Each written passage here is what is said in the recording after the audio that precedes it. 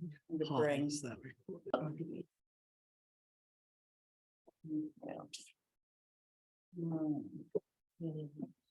Could you have the got it on this? Right. Thank you. Okay. It is 6:31. I would like to bring the January 17th Select Board meeting to order. I have a roll call vote, starting with Kathy Bellata Here. and John Round, Here. Ann Harrison, Here. and Becky Jakes is here. We have quorum. Brian Solacey is not here this evening. Before we get started, are there any public comments on non-agenda items? If there are comments, please raise your hand. Okay, seeing none, we're going to go to Chairman's report and action items. So we have today, we will be working on the quarterly reviews, but not doing those today. Task force, we're having them here today. We're going to discuss preparing comprehensive options for Pine Street traffic calming today. Are we discussing the ambulance repair, or is that on hold, Greg? So basically, I think that's on hold. Per the chief, till we Until we, figure out what, yes. Until we figure out what? well, whether he's asking for the ambulance, the I mean, ladder. you can take it up as an initial discussion on your end this evening. It is on the agenda. And then have to make a final decision with Finance Committee on the 9th. Would you like to discuss it? Is that?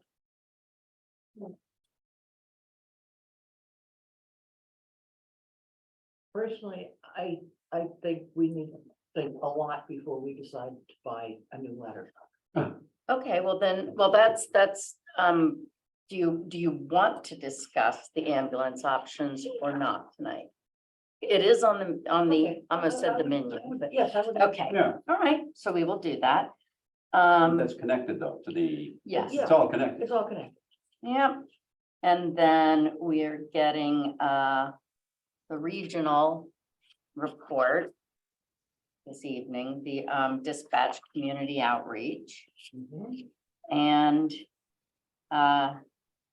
we're deferring the harbor master till the next meeting. Are we storing the harbor master, or is the harbor master storing?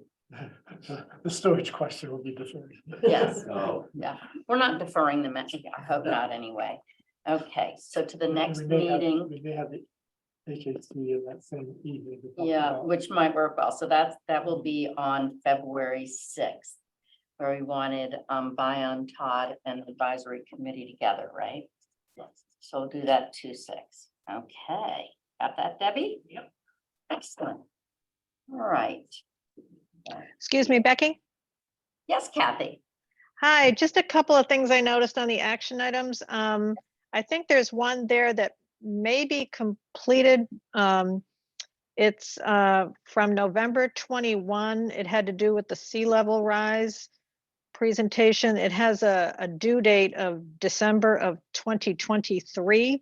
And I'm wondering if that was perhaps a typo, because we had a presentation on that in December of 2022. So I just wanted to double check that one, see if that's still an existing action. No, that is a check off. Okay, great. Okay. And then the other item, I think we may have accidentally misplaced an action, or because we had an action from the board perspective to provide Greg with ideas on items to take off the plate of the select board, you know, things like tree hearings, et cetera. And maybe we just need to add an action to have the results of Greg's investigation, you know, with his team to come back to us with their recommendations. I'm not sure we completed all that. Thank you.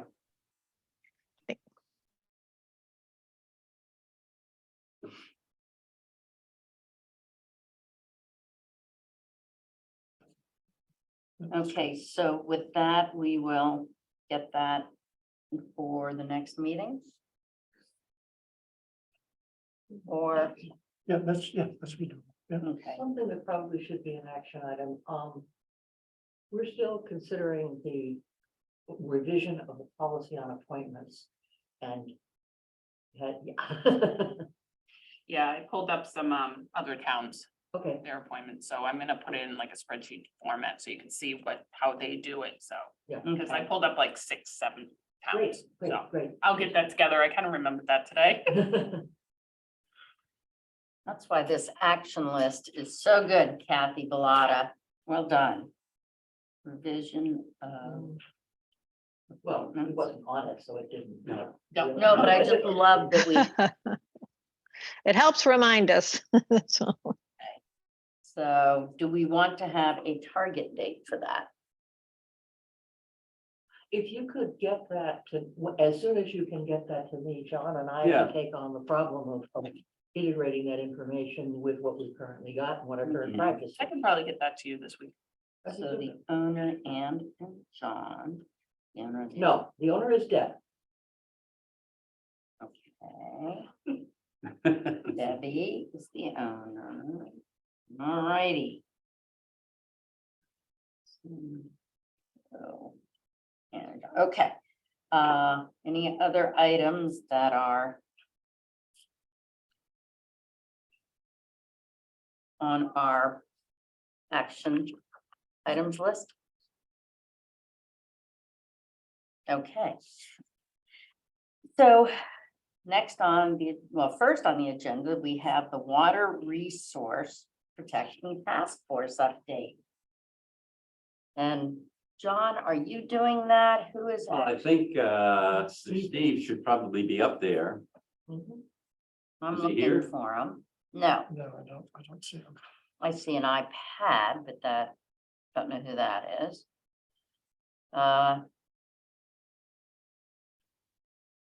He should be here. Well, if you want to give him a few more minutes. Yeah. Do you want, are you gonna text him or I can text him? Why don't you text him and in the meantime, we can look at the consent agenda. Did everybody have a chance to go over approve of the minutes of December 19th? Kathy? Kathy's nodding yes. John? yes, Okay, may I have a motion to approve the minutes of December 19th? So moved. second, Okay, moved by Ann Harrison, seconded Kathy Bellata, roll call vote, Kathy Bellata, yes, Ann Harrison, Yes. John Round, Yes. and Becky Jake says yes. Okay. We're gonna need more than just, We can deal with the horse, the animal, which I think we should prove. okay, Move to are there, approve it. okay, I agree. Okay, so I have a motion to approve the keeper of animals permit at 89 Bridge Street for the McGonis's. Do I have a second? Second. second, Okay, moved by Ann Harrison, seconded by John Round, roll call vote, Kathy Bellata, yes, John Round, Yes. Ann Harrison, Yes. Becky Jake says yes, unanimous, okay. We can do liaison updates if somebody would, if there are any to be done at the moment. Did I bring that or did I leave that? I didn't bring it. Ann, do you have any liaison? The school continues to work on their budget. School committee meeting was interesting. How so? I had expected the school committee to be very strongly in favor of more money for schools. And there were a number of people there who were concerned that that they were asking too much from the committees. I'm not. That. I think they're going to have to. Think. They're not, certainly not ready to approve a budget right now. Okay, and they're meeting next, not this Thursday, but the following Thursday with And the- FinCom, correct? and the- Yes, and the collaboration group is meeting tomorrow morning. Okay. And where is the collaboration meeting? That one has been. Oh, yeah, It yeah, is not an sorry. open meeting. So it is not an open meeting? No.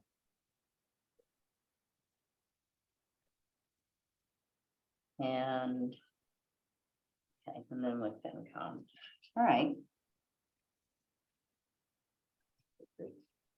They have done a recent study, and I did not get a copy of it.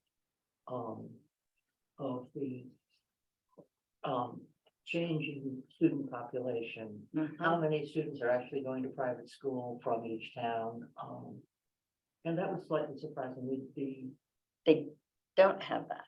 they do have that, I don't have a copy of it. I will Okay, try and get a copy of it. Yeah.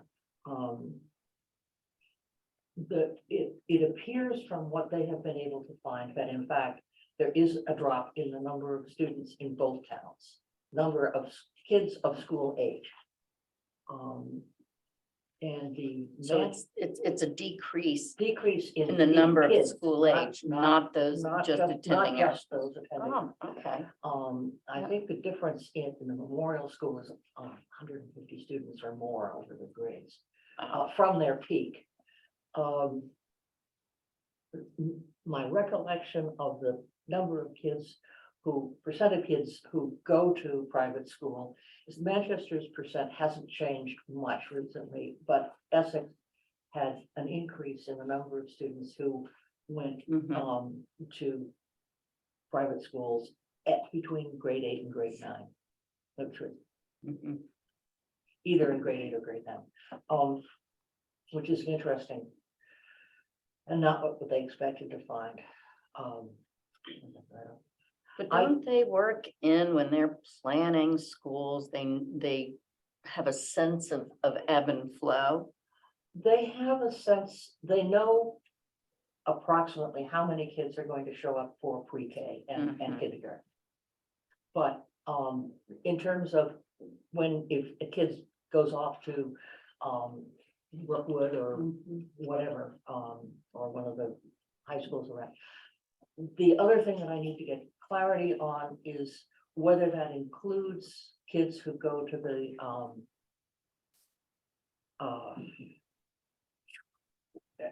what used to be, yeah, the VOTEC. I'm Mhm. trying not to call it Essex Ag. Right. but- Right. Yeah, agricultural technical school.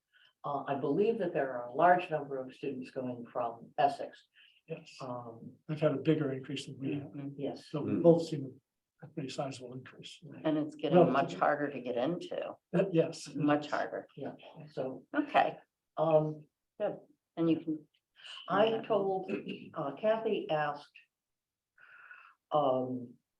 What they had done about, trying to reduce their, shortfall.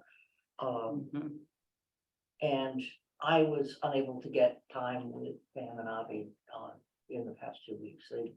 They were very busy preparing Mhm. for the school committee meeting. And, after that, I just Mhm. couldn't bug them anymore.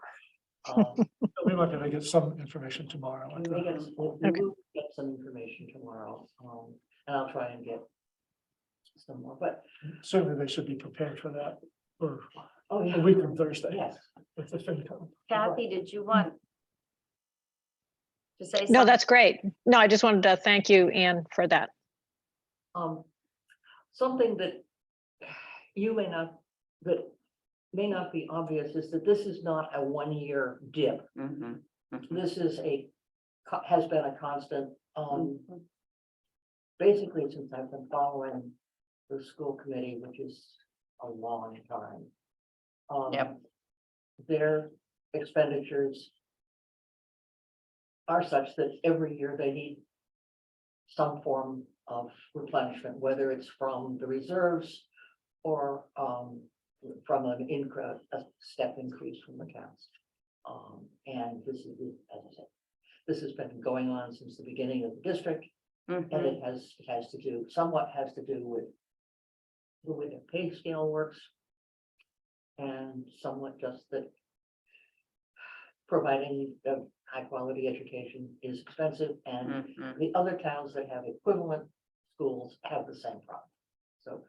Yeah. I'm not looking for something that's going to be a quick fix if we discover that they're actually pouring money down the toilet or something. No, Well, and I suppose the question begs, at what point do you look for another model? I mean, this is, we've been doing public education the same way for a long time now. in fact, they are using a different model now than they were. You said, yeah, And that was a new model from 10 years ago, I guess. mhm, Mostly it's more inclusion of kids with special needs and more focus on, currently the focus is on producing graduates, every graduate prepared for life after high school. mhm. And that requires a different approach to teaching and Yep. a different approach to. And there are certainly other ways of doing it, and if we wanted to be Lynn, it would be a very different place, but. Yep. I'm not sure Manchester, Essex is prepared to invent an entire new way of providing education. That's, I have nothing to say about the Concom. Okay. Kathy,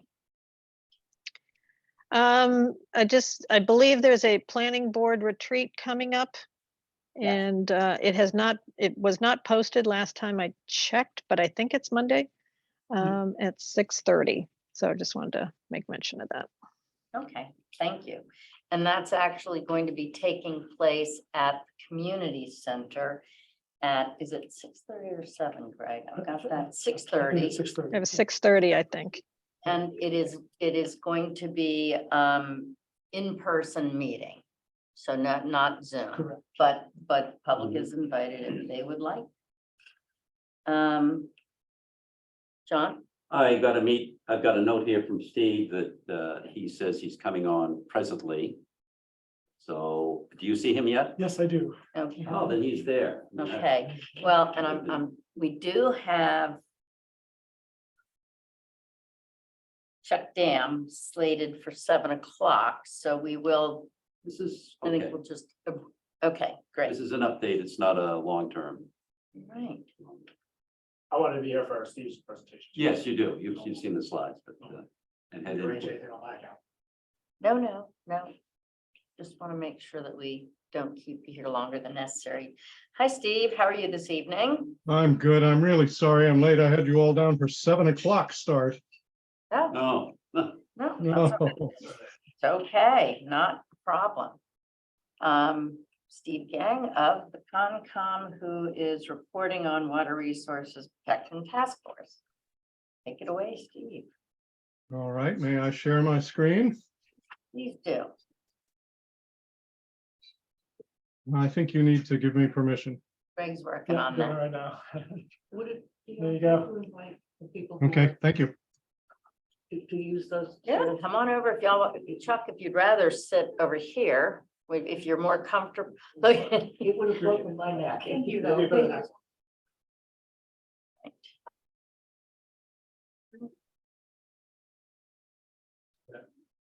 All right, can you see the title slide update for the select board? Yes, We do. thank you. Good.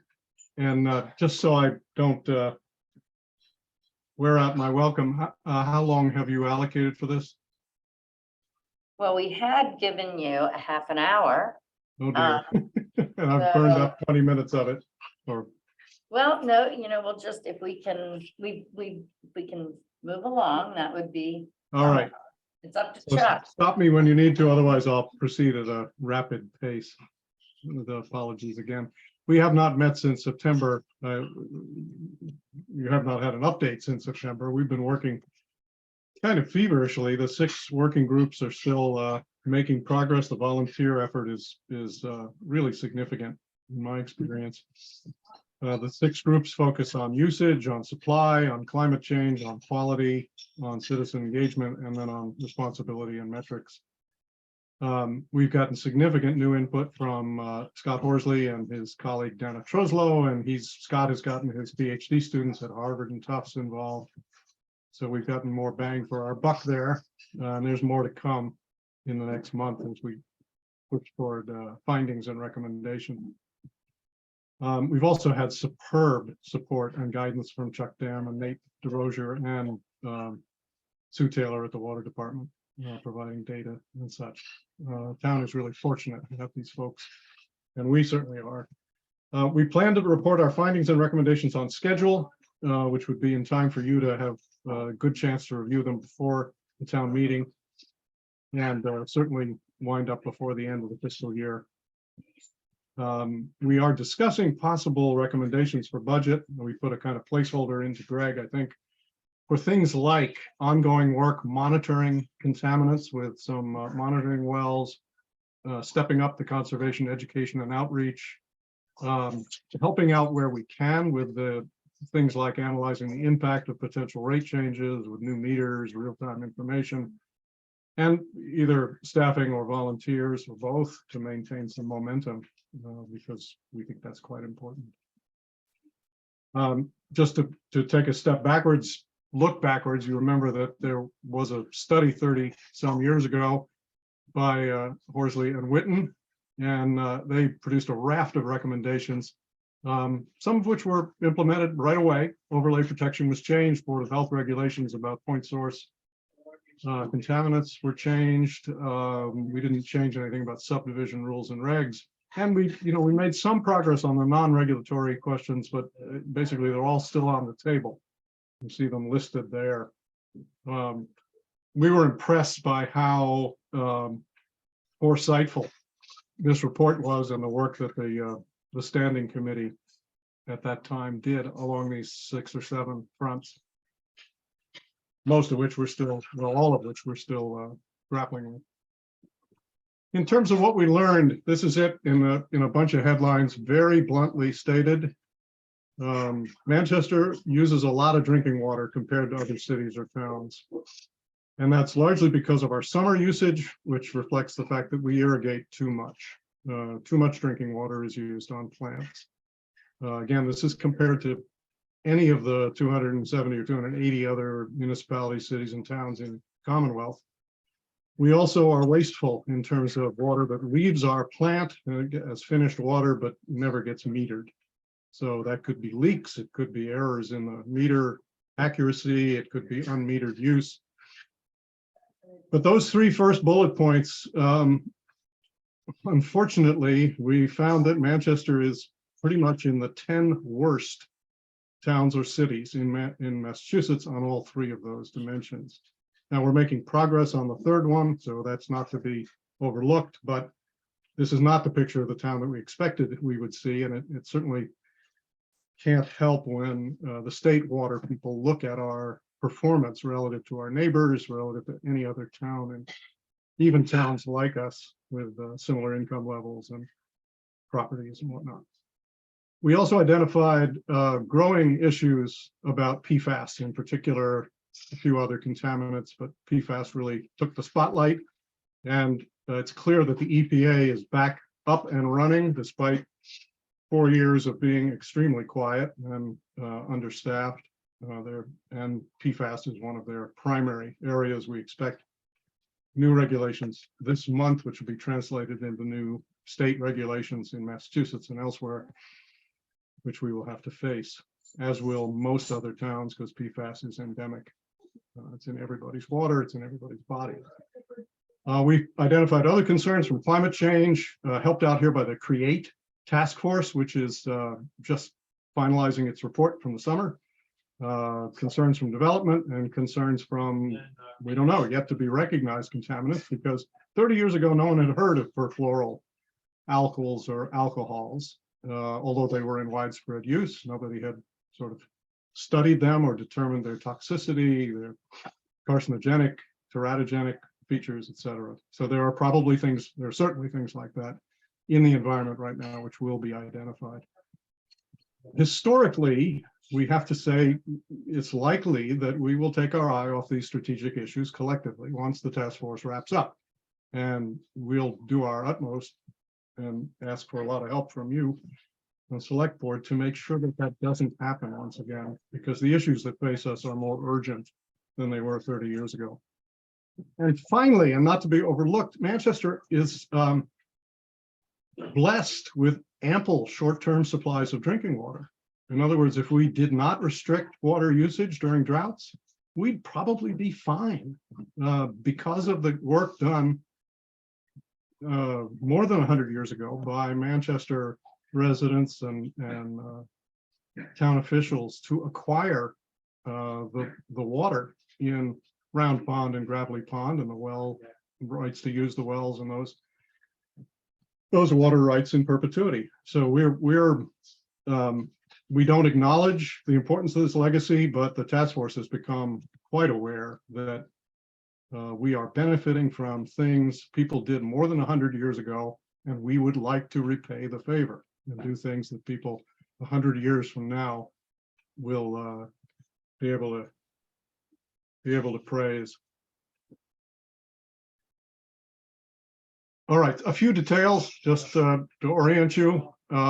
We use about 150 million gallons of water per year, give or take, per our meters. But we process about 200 million gallons, which leave our treatment facilities at Gravelly Pond and Lincoln Street Well. More than 90%, actually more than 95% most years, is used by residential customers. So we don't have very many large commercial customers or governmental or anything else. The DEP's Water Management Act permits us to withdraw 250 million gallons of water per year. Per year as an average, and we can exceed that day to day. We probably could exceed it in an exceptional year, as long as we don't make a practice of it. And that's based on the state's estimate of the capacity of where we draw our water, the sub-basin, which includes the aquifers for our wells and the Gravelly Pond surface reservoir. We showed you these things back in September. This is just the data demonstrating, compared in this case to our neighboring towns. And Manchester in a given year uses more gallons per capita per day than any other town near us. And we're the only town around here that exceeds the state standard of 65 gallons per day per capita. It puts us, as I said, among the 10 worst of 287 communities, cities, and towns. Same thing for unaccounted water.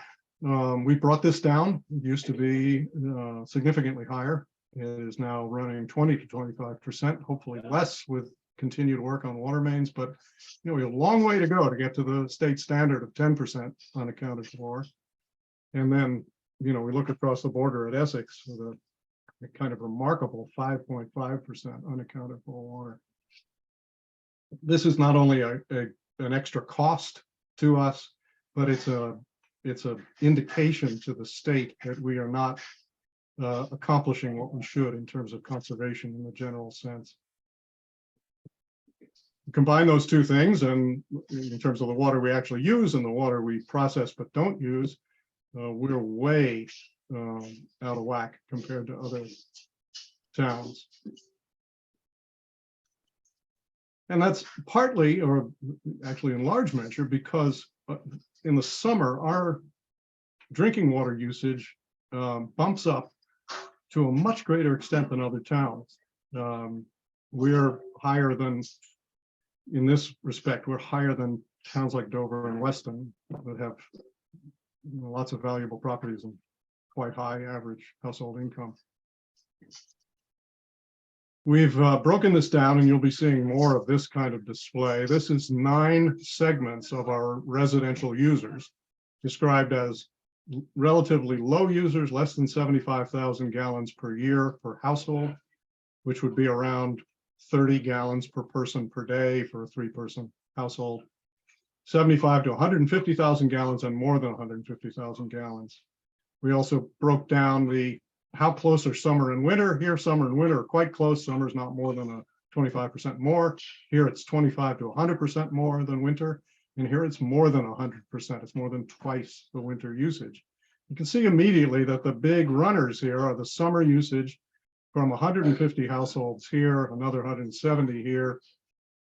If we want to achieve significant conservation in the near term, we need to find a way for these people to enjoy the benefits they want from their property, but not to use so much drinking water in irrigating. And we're grappling with that. And that's all we plan to say tonight about it. But obviously, you'll see some directions we need to head for that to happen.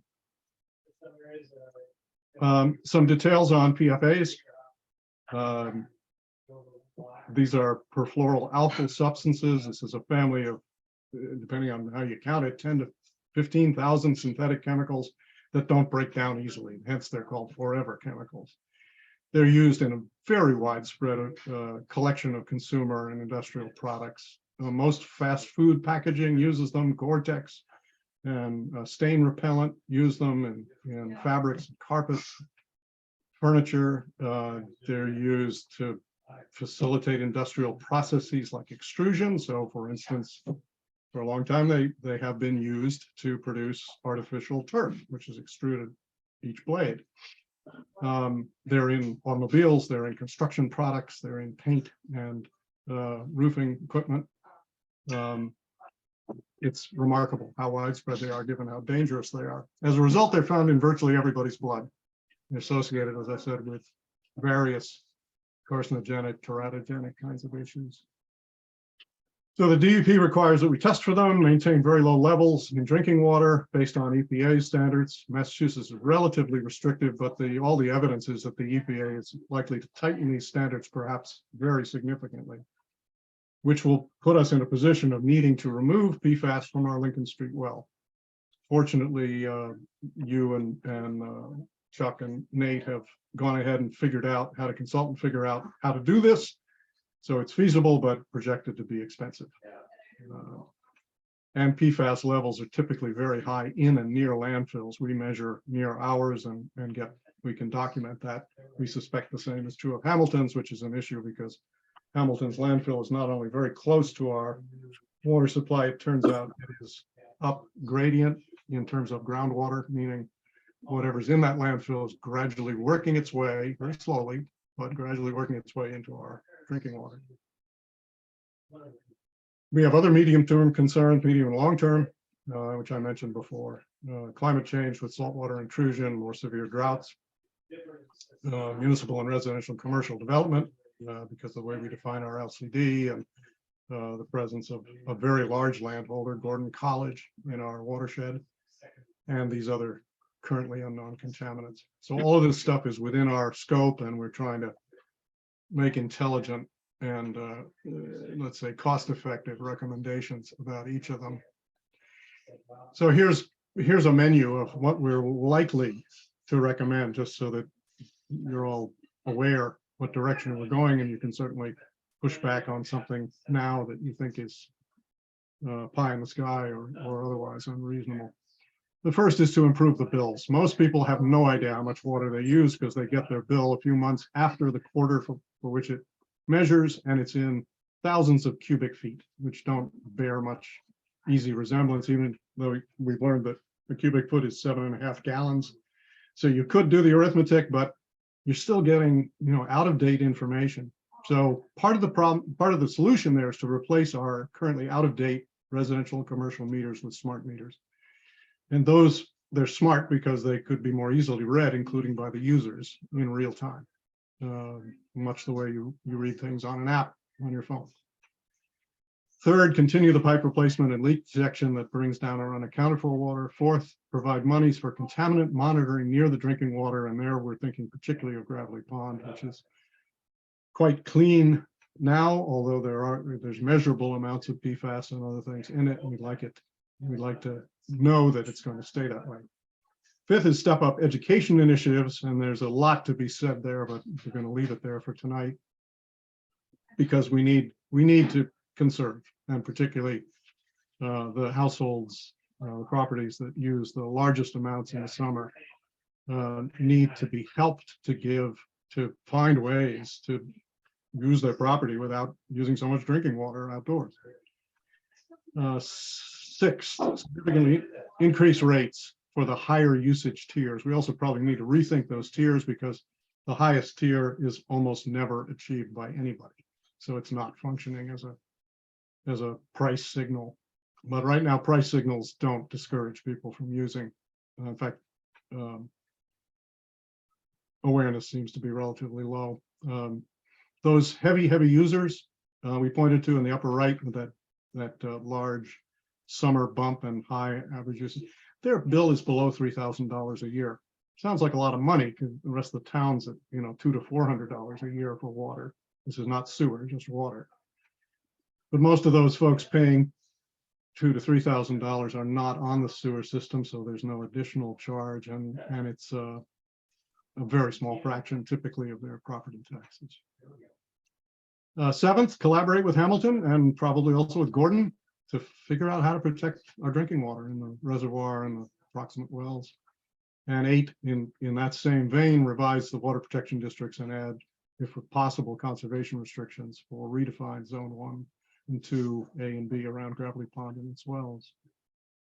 9, create some ongoing capabilities with town government, like some of the towns in Massachusetts, we no longer have independent water commissioners, so that task falls to you folks on the select board. And I would doubt if anybody disagrees that you have plenty of other fish to fry. So this is not a high priority. You're typically revising rates once a year, usually kind of pro forma, a 3% increase, and grappling with fires when they erupt, like the threat of PFAS in the Lincoln Street well. 10th, seriously consider some dramatic reconfiguration of our supply system, and we'll have more to say about this, but comes down to a question of whether it makes more sense to spend a lot of money to treat the water in Lincoln Street well, or essentially to close the Lincoln Street well and make sure that we have plenty of cleaner water over the long term from our primary source out at Gravelly and Round Ponds. And we're working hard to run the numbers, figure out the costs, and give you something you can really sink your teeth into in a month or 6 weeks from now. And 11, utilize a 10-year plan, which we will give you a draft of with regular reporting. And I have to say, Chuck Dam's reaction was perfect. He said, number one, it shouldn't be 10 years, it should be 10, 25, and 50 years. And number two, make sure you provide resources for the reporting, because he and his folks are obviously stretched. That's got to be the quickest drink from a fire hose. Sorry about that metaphor, but that's what this is. Kathy. I love this chart. Thank you very much. And I just think these recommendations are terrific. When you guys come back to us, I guess in a 4 to 6 week time frame, if I'm hearing you correctly, it would be really helpful if the final recommendations that you have for the board are prioritized. So what will give us the biggest bang for the buck? That should be number one. So even if you have to use some type of tiering, it would be really helpful to have your final recommendations be prioritized. But these are great. Thank you. Excellent suggestion. We'll do that. And we'll also, in my experience, it helps to try to put them on 2 dimensions. One is how urgent is it? And the other is how expensive is it? Yeah, So the we 9 can- block that you used on slide 11 is a great way to show that, or a 4 block, however you Yep, choose to do it. exactly. That's great. Absolutely. I've done that plenty of times. Any other comments before we close out here? I have one, and the question is, do we have any idea the impact of pools? The on impact of water what? use? Swimming pools? Oh, swimming pools. No, we haven't measured that directly.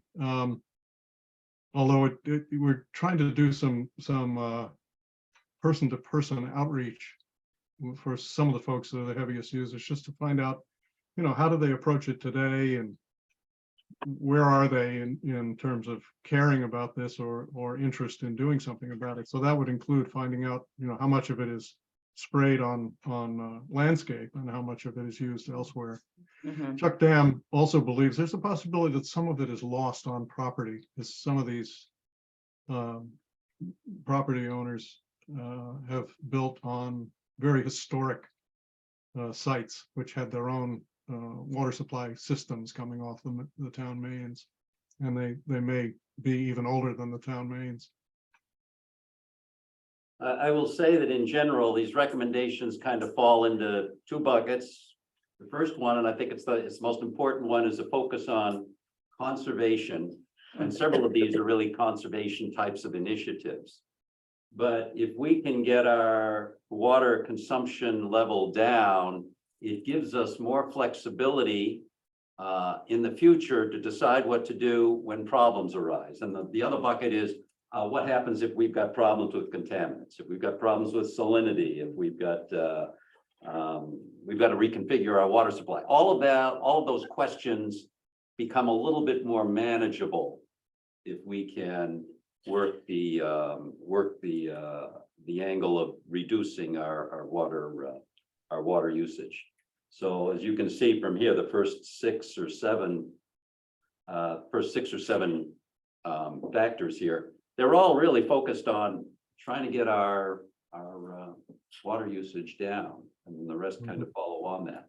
And how things evolve 10, 15, 20 years from now, and Chuck has certainly looked at that and has his opinions about how things might be or not be configured and what the choices are. A lot of those choices will be forced in part by how much water we're using at that time. And we're working on, well, he's been working on several different of these aspects up there to try and reduce the amount of water that's coming out of our aquifer. Good point. And I'm just going to check here, and yep, that is the last slide we intended to show. So And I might add that, yeah, there's one more thing. The recommendations from 1990, that's not to say they're going to be ignored. As Steve had said, a lot of them are kind of in progress. That wasn't addressed on the probable recommendations, or they might resurface when we look at a 10-year plan or 15 or 25 or whatever they wind up being on that. But those recommendations, they're in progress, a number of them are, and we expect that they will continue to be. amen. you very You're much. welcome, and we look forward to any other comments you may have after the fact when you get a chance to review these materials. Greg does. Well, in looking at the 11 recommendation, I think the one that gives me the most pause would be consideration of giving up a drinking source. Mhm. I would be very leery of Yeah. abandoning a permitted source, given the challenges of permitting new sources. That's an excellent point. Yep. And that's one of the kind of weightiest issues. It's not a speed bump. It's a serious implementation issue. So unless we could essentially replace the capacity of the Lincoln Street well with incremental capacity and argue to the state that we are swapping a contaminated supply for a uncontaminated and safer, largely protected supply, I don't think we would come forward even with a recommendation. I guess I didn't understand that answer. The concern, I'm saying I agree with Greg, but there are at least two issues here. One is, will we have adequate capacity if in fact the town population grows, as it might over the next 50 years? So that's important. We can't give up something which currently supplies between 30 and 40% of our water, the Lincoln Street well, and particularly in the winter, and provides various system benefits like pressure and whatnot that won't be easily duplicated. So there's that. And then there's the regulatory question, as Greg says. If we simply went to the state and said, we want to drill a new well or activate an old well, it would be years and much expense to convince them that the sub-basin can stand that we could change our withdrawal limits, et cetera, et cetera. Especially given our current consumption rates. Yeah, we don't look like somebody who needs another Yeah. water supply. Mhm. Although in truth, both the DEP representatives and the EPA representatives on the CREATE team this summer consistently made the point that Manchester needs another supply of water. And they're not worried so much about the effects of climate change on the reservoir and round pond wells. They're worried about Lincoln Street well. Mhm. I mean, we don't even have to look, in the distant past to, have some good data points on this stuff. So this past summer, we all know there was a drought. We actually flipped this year. This is kind of news to everybody, but, every year we do an annual statistical report where we account for, where the water is coming from, where it's going. This is the first year since I've been here, and I'd have to look back if it's ever happened before. But we actually pumped more water out of the Lincoln Street well than we did out of Gravelly Pond. And that's in response to the drought. And we actually had to wait for the recharge of Round Pond well, which supplements Gravelly Pond, to make sure that we didn't deplete Gravelly Pond beyond a reasonable amount. And so, when you expand that, looking in the future, more of our water this year came from Lincoln Street than came from Gravelly Pond. So that's just from a system configuration thing, that's a big deal. We had that redundant source that would help us, manage our water situation in a time of drought. So that's right off the bat. The other thing that, hasn't really, been the focus of the task force, because it's not something that, they probably have been very interested in, but the system hydraulics and the distribution system rely heavily on the ability to pump water into the distribution system from the Lincoln Street well. So one of the things that I mentioned at some of these subgroup meetings and, in emails to some of the people on the task force is that we also have to consider that it's not just the source water, it's the effect on the distribution system itself. So that's definitely something that needs to be taken into account for all of these. My recollection is that there is a well somewhere off in the Cedar Swamp area that was used for supplying water to Gloucester. When they had a water problem. We can't use that because we can't get permission. Yeah, so that well source, whether it was for Gloucester or whatever, which I think it was, has been abandoned in DEP center, so that's not something that we can just turn on. Yeah. The other implication for that one is that it's not connected to our distribution system, so that water would have to get somewhere, either to Gravelly Pond or to the distribution system itself. But my point is, when you give it up, it's gone. What, we have the same problem. We have Round Pond well number 1 that you're all aware of, but we also had Round Pond well number 2 that had a permit associated with it. And that permit lapsed in the early 2000s. And so again, this summer in drought, we were worried, so we turned off Round Pond well to make sure we didn't deplete that source. It would have been nice to have a Round Pond well number 2, further away, that on the other side of the pond, that we could have pumped in, but we don't have that ability anymore. So when you give these things up, there are definitely, many layers that you have to consider. Penny wise and pound foolish to consider not closing the Lincoln Street well rather than treating it. Yeah, I mean, everything's a balance, and, I'm sure there's a cost benefit associated with them all, but, yeah. Yes, stay tuned, please. Any other questions from the board before I go out to the public? Okay, any questions from the public? If so, please raise your hand and you will be called on.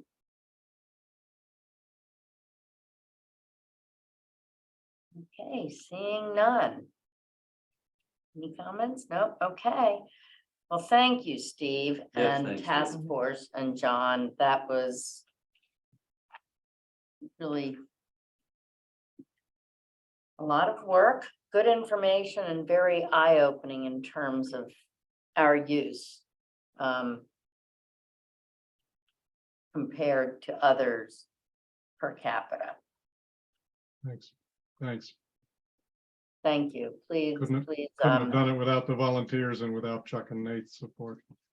well, please express our thanks to everybody. And Chuck, if you pass those around as well. That would be- It's been great working with, there's a lot of good, talented people that are doing a lot of work. Well, Is the create report available?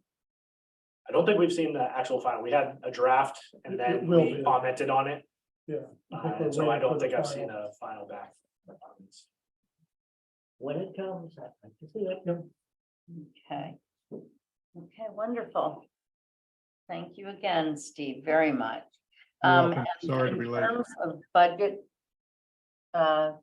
any budget requests, Greg, are they aware of a time frame?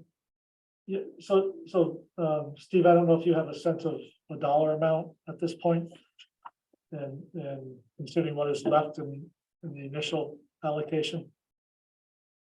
We don't have a good one, Greg. The monitoring wells, we do have a proposal in hand. We have several proposals in hand, actually, and that, I think that's the one we're looking most closely at the present, to make sure that, you know, we get that to you in the next few weeks for inclusion in your discussions about budget for next year. We may also have some carryover from the $80,000 budget for this fiscal year. So we need to make sure we don't discount that. Okay, thank you very much. You're welcome. Pine Street traffic calming discussion. Take it away, Jeff. Want me to run this one? Well, I guess, I did have a opportunity to trade some emails with Ann, and I've discussed it with Greg, and I went back and watched the original Pine Street discussion that you guys had. Apologize I wasn't on for that one. But I guess, there's certainly alternatives, and there's ways that we can improve on the, traffic calming. As I mentioned to Ann today and Greg previously, we do have a traffic calming policy in town. And so I would like to see us see that through to the end in terms of process and coming to an agreement on what projects need to be implemented. The reason I say that is that I'm very cautious and nervous that jumping to any solution that one person, whether it's me or anybody on the board or otherwise, think is the right alternative, that just sets us up for failure down the road on other streets and other areas where people have a perceived traffic problem where there may or may not be one. So that's why we put in the traffic calming policy.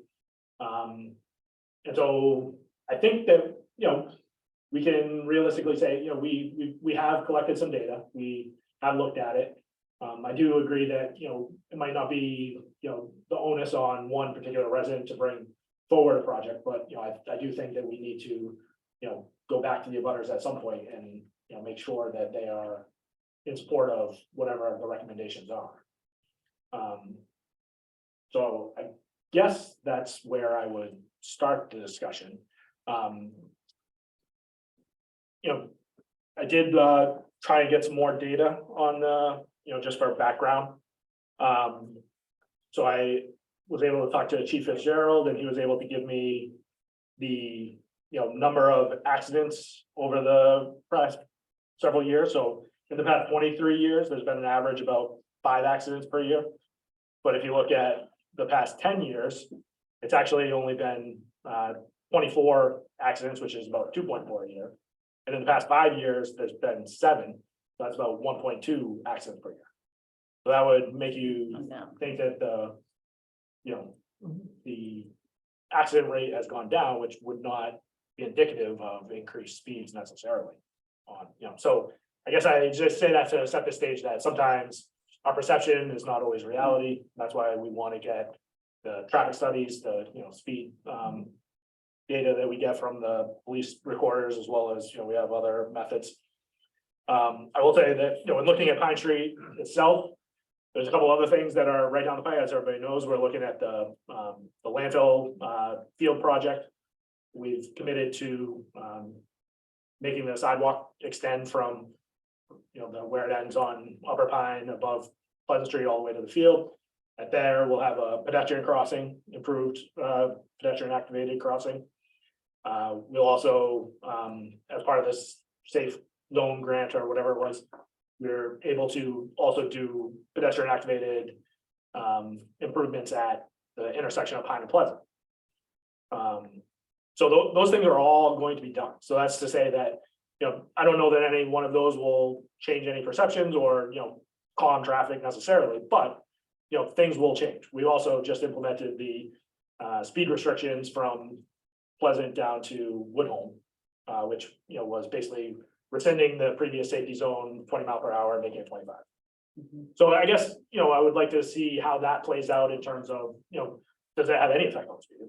Maybe it does, maybe it doesn't, but so there's things that we need to do there. We also have the police have a speed feedback trailer. And I don't know about you guys, but when I come into town, I come into Pine Street every day. I come on School Street every day, and you get numb to the ones that are kind of static and there. But I do think when when they put the speed feedback sign on the trailer on Pleasant Street, and I saw it at the corner of Wilmot, you get the flash that, oh my God, I'm going fast. So it does have those do have an effect on speed. So I'd like to see us put that out, maybe not right now, still response, any given day, but certainly in early spring, we could put those out. And at the same time, we could also put the, the traffic collection devices out to get an indication of, are people slowing down and, does it have any lasting effect? So maybe, we do it a month after the trailer's there, then we do it, 3 months after the trailer's there, something like that. And that's all kind of laid out in our traffic calming policy that we agreed to a couple of years. So that's what I look at in terms of short term. Longer term, we do have we're gonna be closing Central Street, so Pine Street will become a detour. So anyway, I guess I've thought a lot about it. We've also been looking at School Street because we just finished the water main work last year, so we're going to be repaving that early spring. And we looked at, what can we do? I didn't need the select board to ask me. I went and, tried to consider what improvements could we make when we repave all of School Street. That would help, because we get complaints about School Street just as much as I've got complaints about Pine Street.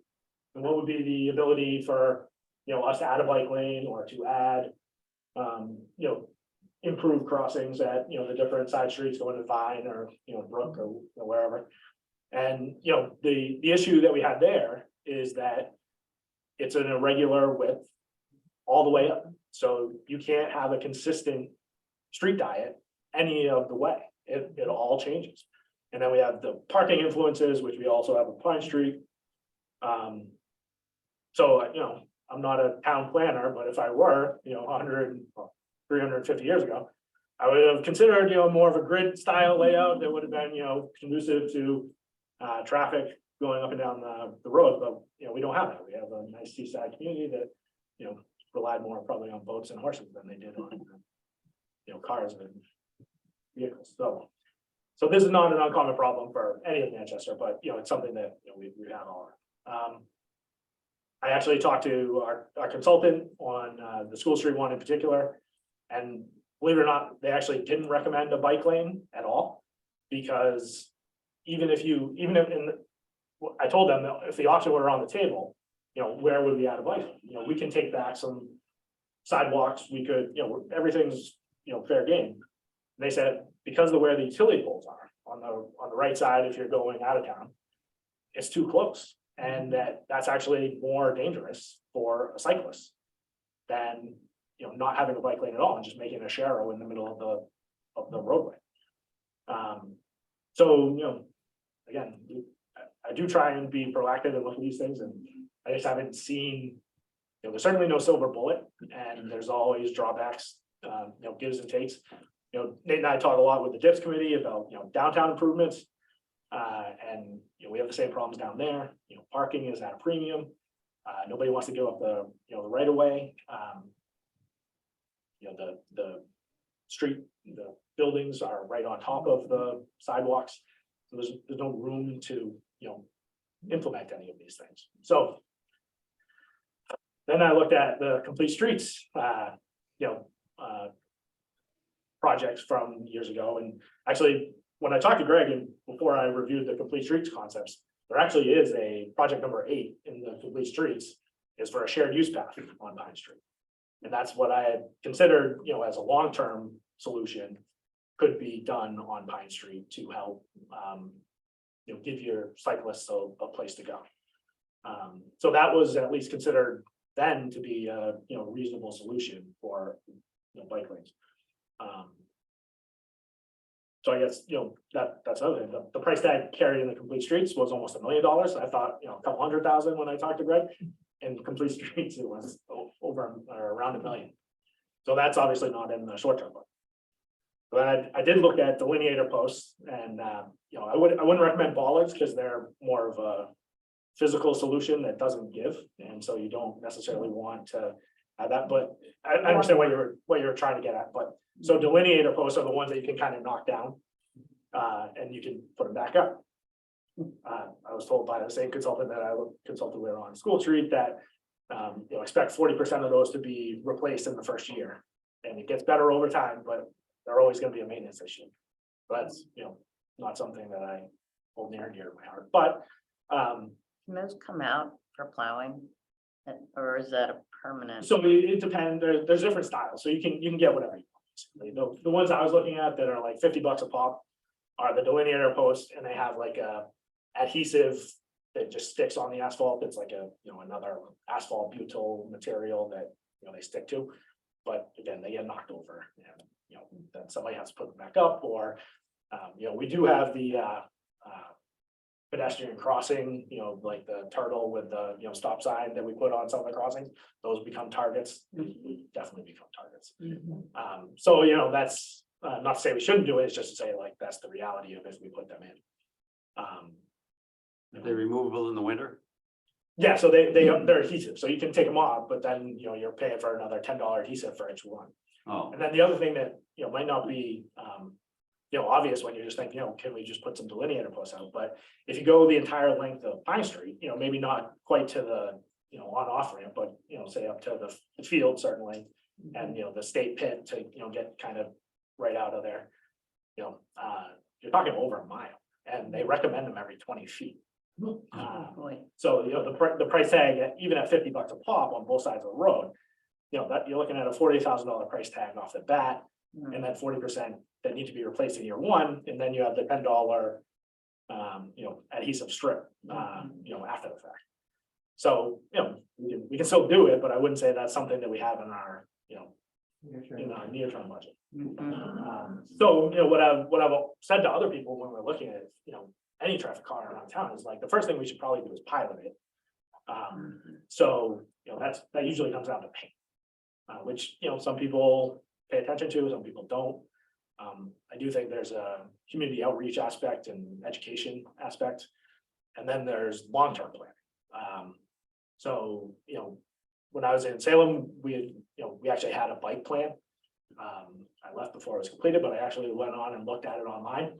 I think I'll forward it to Greg and Debbie to forward to you guys, but it's pretty impressive, like the things that they consider when they put together a real bike plan in terms of desire lines and, you know, where people need to go, and then what level of bike accommodation do you need? So there's actual, you know, engineering behind, you know, you don't need a, you know, full protected bike lane on Pine Street because the average daily traffic is low enough where, you know, a cyclist should be comfortable just riding in the lane with, you know, proper signage and paint and stuff. So like, there's stuff that they look at that, you know, isn't something that's, you know, necessarily in my, you know, wheelhouse or something. But so I do think that there is merit, and I know the Bike and Ped Committee would be, you know, love to have a full bike plan, and then that gives us some continuity throughout town. So we're not putting, you know, the wrong bike accommodation on Pine Street only to see it, you know, the people on School Street want the same thing, and, you know, so we repeat it over there, and it's not the right solution, you know. So it, you know, gives a more of a full town-wide perspective on where people want to go, how they want to get there, and how we can get there safely. Because the last thing I want to do is put a bike path for the sake of putting a bike path, and then it becoming, you know, where we have 1.2 accidents a year, having it become, you know, something worse. So I do think we need to be careful about, rushing into some of these conclusions before we evaluate all the information. So I think if we stick to the traffic calming policy, we will get there. So I just ask that people be patient, people participate, and we will get there. But, so that's where I am on traffic calming. I'm happy to answer any questions or come up with alternative solutions. Questions from the board, John? Yeah, I've got a couple of questions. I know that the speeds on Pine Street, they were changed. They went from 20 to 25, I guess. Is that correct, Chief? 20 and 25, yeah. Right, and were we gonna, then we were gonna monitor the speeds there, and is that going to be, I don't think that's happened yet. No, it's currently out there now. Was it out there now? We just changed them, I think, last week. Mhm. The speeds, The speed's back to 25, yeah. But yes, there's it's up still to a 25, but is there monitoring to see if that makes a difference in terms of the average speed or That's the- median That's the speed? plan. Yeah, that's. But that hasn't happened. Okay, that was my question. That'll happen, well, I don't know. Well, I asked the lieutenant to put out the 7 to 10 days. Okay, so that's on your, So we're collecting right now, but we're not. So it's on the radar. it's on the radar, but you haven't got a machine out there or whatever it's monitoring. Should have went out today, Oh, okay, all right, because I hadn't seen any, but you won't see it, it's on the pole. well, it's on a pole. Okay, all right. It's a box, a gray box on a pole. Okay, and I also have a question about School Street, that's gonna get paved. Pavement facilitates speed, we all know that, new pavement. Do we have a history of speeds, recent history of speeds on school? I'm sure we do. I think we do, yeah, I'd have to look on the website, it's on our website, I'd have to look. Okay, Yeah, be interested in that and seeing how new pavement with new lines, however they're gonna be put together, but I think that's something that we need to. So part of that, like I said, I did have a consultant look at some of the intersections that I knew would be, top of mind. And so we do have the ability to square some things off and make crossings more visible. Like I said, we don't have room for bike accommodations, but we will be putting in sharrows. And that's something that I've been trying to get to for a while and we haven't been good about it. But when we paint the long lines, pretty much annually, we paint the crosswalks annually. What we haven't done is paint sharrows. And, I think that's a good first step in, when I first got to town, we would talk about putting sharrows in. Nobody's ever seen a sharrow. There's no sign that says, share the road with bikes. Like Mhm. all of that stuff just doesn't exist. And so it's hard to start at a, protected bike lane when nobody even knows what a sharrow is, I actually wrote down the term bike lash.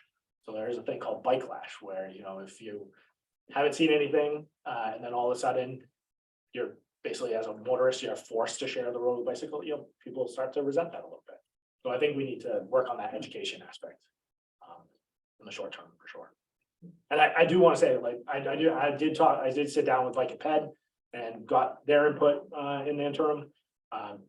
Harry and Dana and other people on the committee.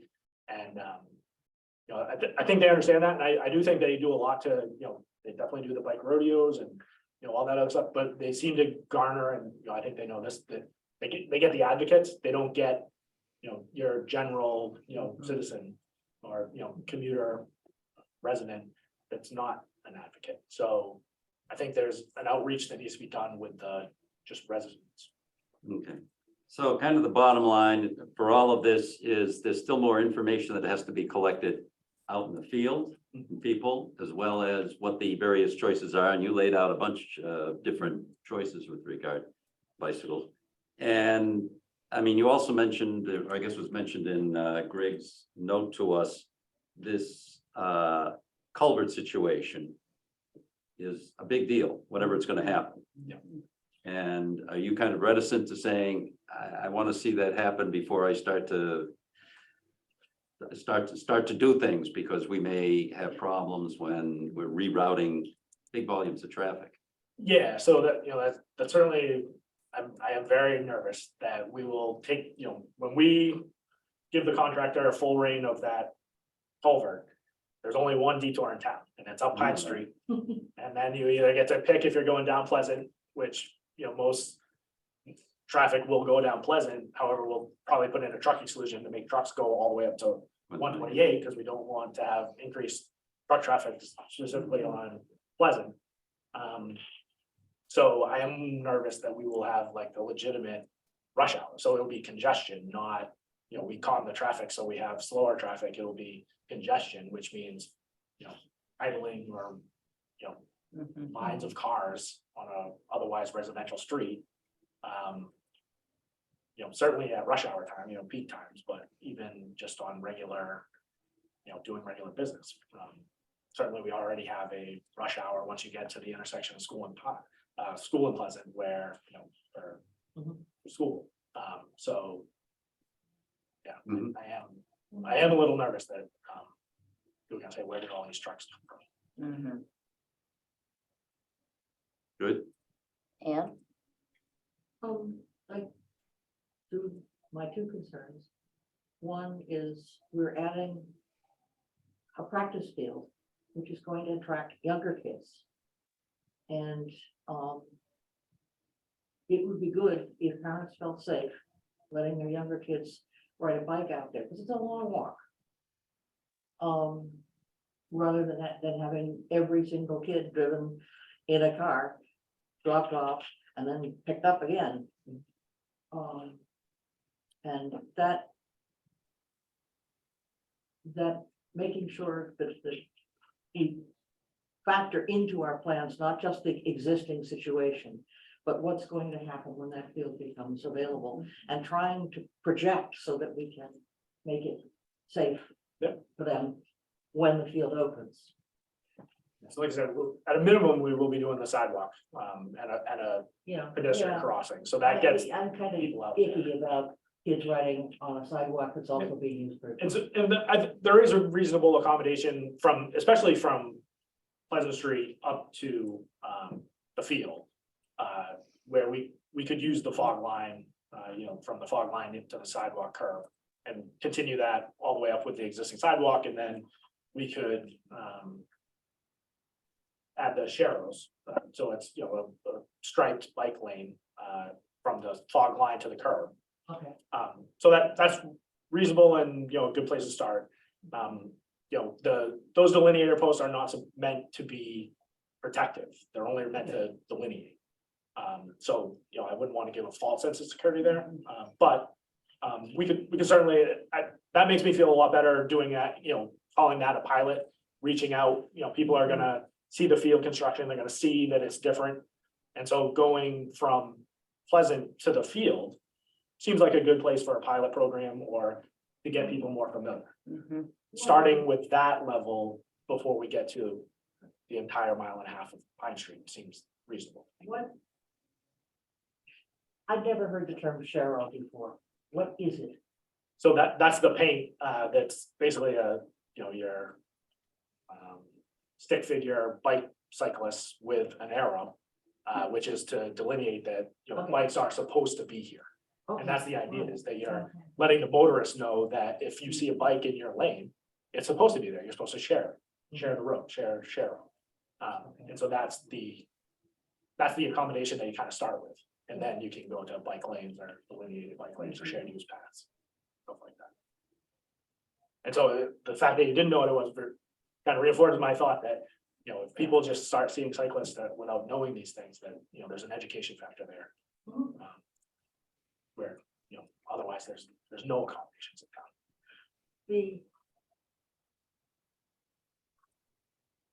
I'm also somewhat concerned about when the town is cut in half.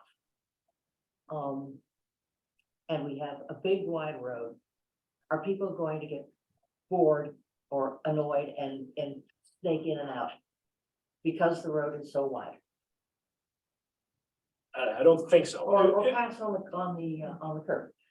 During construction itself, it will be marked as a detour route. So there'll be construction barrels and stuff like that delineated, you know, telling you where to go, and that you're still more or less in a construction zone, even though the construction is on Central Street. You know, Okay, that's so there'll be there'll lots be- of stuff on Yeah. Pine Street. Yeah. To narrow it Yeah, effectively. we'll have message boards out, you know, there'll be a whole traffic management plan the contractor has to put out for the entirety of the project. And the entirety of the project is not just Central Street to Greenwood Street. Yep. Okay.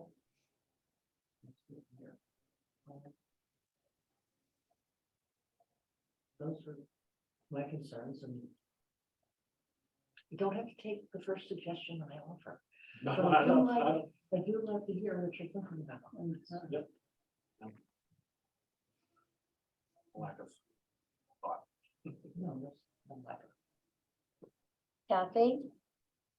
Yeah, a couple things. I just want to follow up on what Ann said. I think there's just, Chuck, for your information, there were two main reasons why we embarked upon these conversations.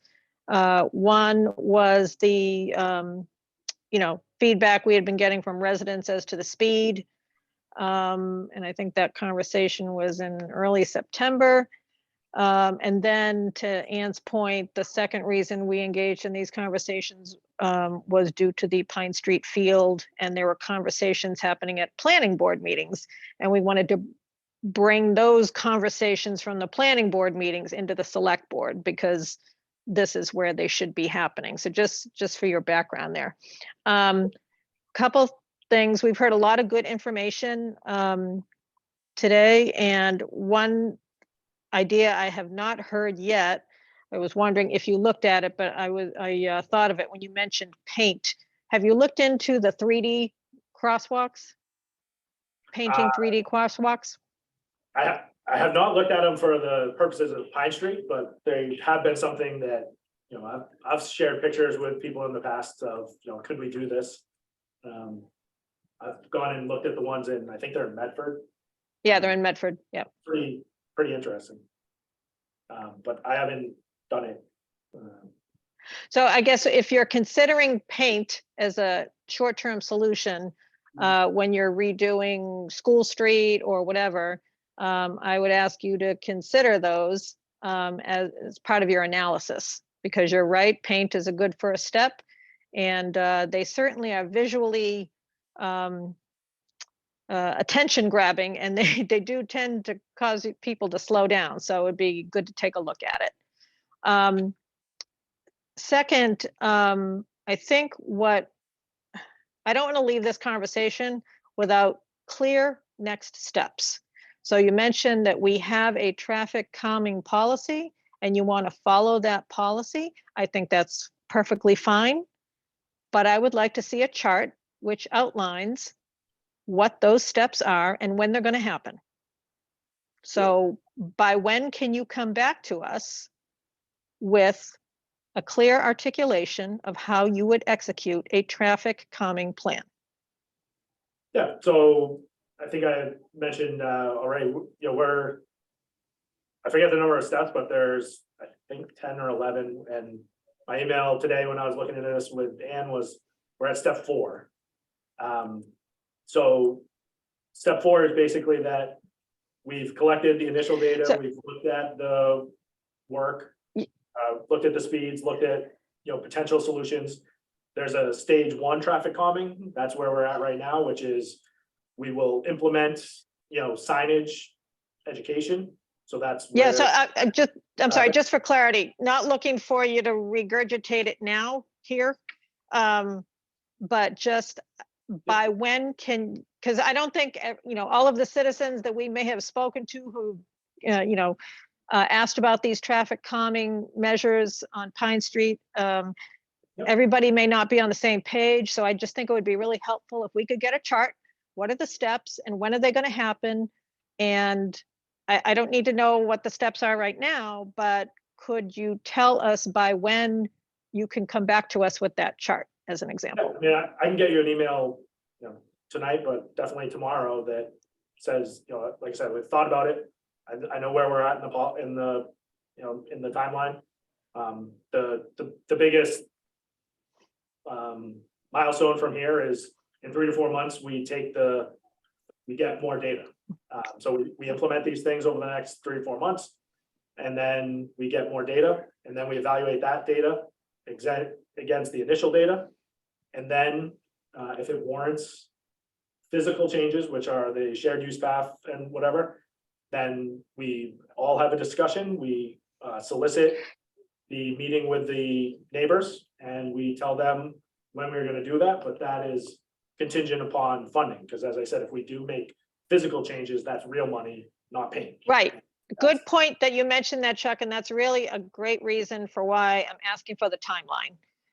Aside from the fact that I'm just big on timelines in general, we're having budget discussions. So if there are any funding barriers or that we may need to overcome, it would be helpful to align those conversations with our budget planning.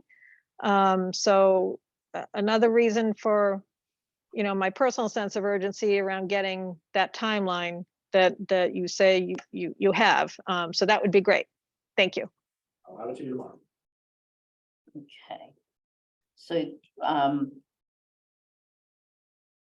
we will need to find a time to discuss this in a meeting at some point, so we don't have to decide that right at this moment. Right. We may want to add it to our action list as a suggestion. Yep, well, we're going to get the email tomorrow, so just we can continue with this, but as opposed to traffic calming on Pine Street alone, we can just refer to it as traffic calming. Right. And go from there. Sounds good.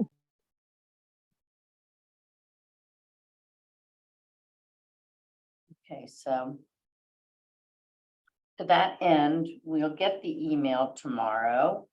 Our next two meetings, it's beginning to look like the 6th is going to be fairly busy. However, if we're talking about budget items, do we need to do it, revisit this traffic calming earlier than the 21st? From what Chuck has said, we're at least a I year think you're your way. from Okay, having Good. anything. All righty. paid.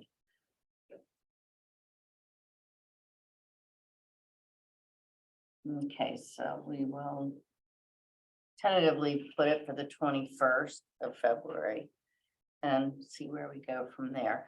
I wanted to ask, one of the interesting ideas brought up, or so I thought, was taking what is a very large road and doing some reconfiguration. Does that make sense at all? I mean, I know there are a couple times, one time a year, 4th of July, when there's parking all up and down beyond Pleasant Street towards the highway, but is that something that makes any sense? Well, so if we do implement a year from now, shared use path, Mhm. that will basically take the travel lanes and push them towards the northbound side and take over the existing sidewalk, Mhm. the remaining shoulder area, as well as the green strip that, is only sometimes green. And making that a shared use path, which is a 10 to 12 foot wide, basically shared use means shared pedestrian and bicycle. And that could be, we could also have a strip, typically it's just a curb, but you could also do some sort of, planting, whether it's trees or stuff like that along the edge of the shared use path to delineate that from the roadway. So motorists over here, That's nice. shared use path over Yeah. here. That's what was the concept in the complete streets. So that is certainly on the table, but that is, has a price tag. Any more questions from the board? Okay, anybody in the public wish to ask a question? Please raise your hand. Okay, seeing none, thank you very much. Anytime. Anytime. You want to Get come back back in the next field. meeting? Be back Thursday for DPW FinCom budget. Okay. Boy, I wish we could do that all in one, hour. Okay. Thank you, Chuck, very much.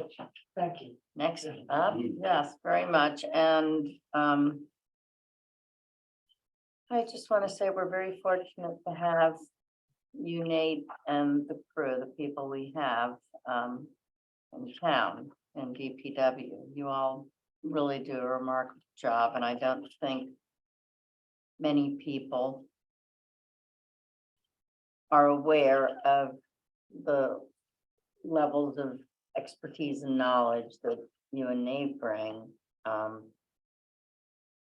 Appreciate and that, but so- what we signed up for, so. Well, it is, but thank you. No, it, We don't always get those. yeah, That's nice when we do. so thank you, Chuck. Have a good night. You too. All right, next up we have MBTA. Chief, were you here for the traffic calming or? Yeah, for dispatch. Oh, yeah, okay, we're getting there, sorry, we're a little bit behind, but, the MBTA discussion. So, you had a joint meeting last week with planning board. And, as you know, MBTA zoning is part of the new state law that is mandating towns with commuter rail to, consider new zoning that would allow by right multi-use housing. I won't go into all those details, but that's the quick one sentence recap. And so, staff had put together a proposal that was presented at that joint meeting. The part of that proposal was submitting the action plan form to the state, which is due by the end of this month. And that Was it sent out? so that was reviewed at last week's meeting. Planning board officially signed off on it, but you wanted to take another crack at it. So that's what's before you tonight. See what additional comments you might have on that before you would ideally vote tonight to allow that to be submitted. Mhm. So that's part one of what is needed tonight. And then part two is just further discussion on the task force and how best to structure that. Again, staff proposal was it to be a task force that would be headed up jointly by the planning board and the select board. One or two members of those two boards each, plus representatives from various other boards and committees. Possibly additional sort of at-large positions as well. Again, at the joint meeting discussion, the planning board, at least the majority present, seemed to be in favor of that. There's been some questioning about that and some concerns about that structure from a couple of the planning board members. But it would appear that the majority are in favor of that structure. So further discussing that structure tonight from your perspective would be helpful. And that's goal number two. So probably makes sense to first talk about the action plan submittal. So there was as you know, it's a fillable form that was difficult to get you a copy of directly with the typed in version, and so we had some handwriting in, but Anne graciously took some time and converted it and typed it in. So again, the question is, what additional comments might you have on any of those sections before you decide that it's good to go? My one question is, I couldn't read the word in the section about what existing plans do we have? Where she said, we have the master plan and we have the housing production plan, they something or other. And I don't know what that word is. Yeah, I think, I don't remember the exact word, but it was basically saying that both our master plan and our housing production plan advocate for more diversity in housing. As long as they're advocating or proposing, but they don't produce. That's fine. I want to be. Yep. And in several places on the forum, they ask if we want to add further information that doesn't fit on there. Do we actually want to send them a copy of our master plan and our housing production plan to demonstrate that we in fact are working Or perhaps do we want to send something that describes what the Affordable Housing Trust is doing? Mhm. That form is very small, and if you have to fill it out by hand, there's not much room. And it would be, I think it would be good to get Yep. more information to them. Yeah, when you work with Betsy to see if the state is looking for that kind of additional detail. We can certainly provide it. The form says attach other documents here, so So we can do that. suggested. I. Maybe the charter for the Affordable Housing Trust. And some description of what was done with Powder House Lane.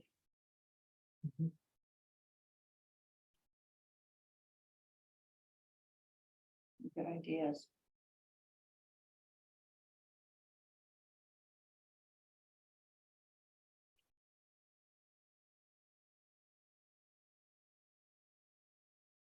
Kathy?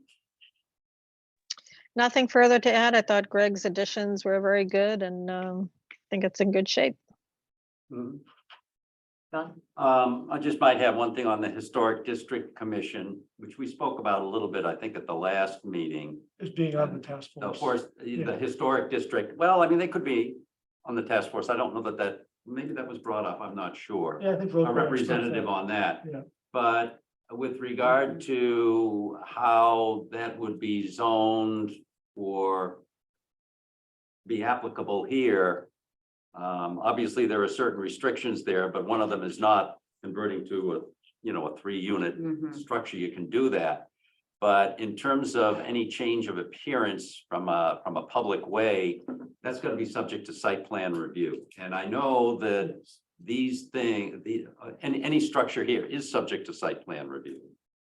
But I think it would be good for them to comment that site plan review with regard to historic district requirements, is that an acceptable site plan consideration? Because I saw in the copy that they had provided, yeah, site plan, but you got to be reasonable. Right. I look at that as being reasonable. Mhm. Yes, as long as it's being universally applied. In other words, you're For the not, district, yes. yeah, you're not only applying the stricter standards for But for this multi-housing particular, versus a single family. As long as you're applying the same standards to both, you're okay. You can't deny the project, but you can condition it yes, so that it complies with your the district reservation requirements. requirements. Okay, And one aspect of the historic district is if you put a new building between two buildings, it has to be taller than the shorter and shorter than the taller. is that right? I mean, I kind of live with these guidelines. I'm Yeah, I read that one within recently. the, So enough. that, whether that's, okay. That hasn't happened in quite some time. no, Maybe maybe ever. ever, yeah. I think we're pushing to get more housing in that area. If the state is pushing us to get more housing. in I was that gonna area. say. That's a pretty thickly settled area. There aren't too many places you're gonna build, but I think something like that would certainly come up within site plan review. Whether you're building new or. Converting. Well, that becomes an issue within the district. You can't necessarily do that as being visible from a public way. You can expand in the back, but Mhm. not from a street perspective.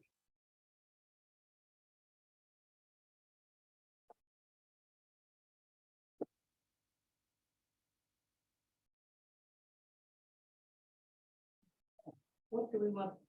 Do we want to see this again, or do we want to just assume that Betsy will do what we want and just approve it now?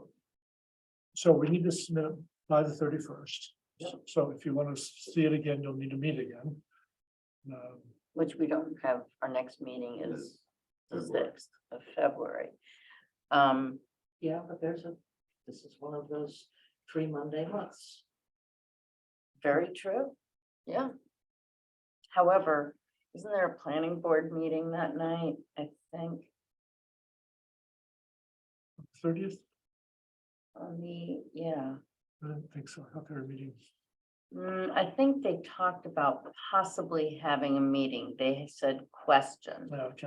All right. So there is a question of a planning board meeting. However, if we wanted to jump onto their agenda and be just in the very beginning and What date is that? that's the 30th? Monday, the 30th, or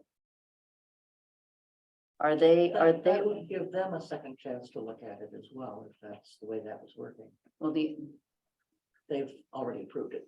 Right. So okay. is there a problem with their approving it and then changing? I think once it's been approved, we should probably just maybe have our own. They're done. Okay, there's one application.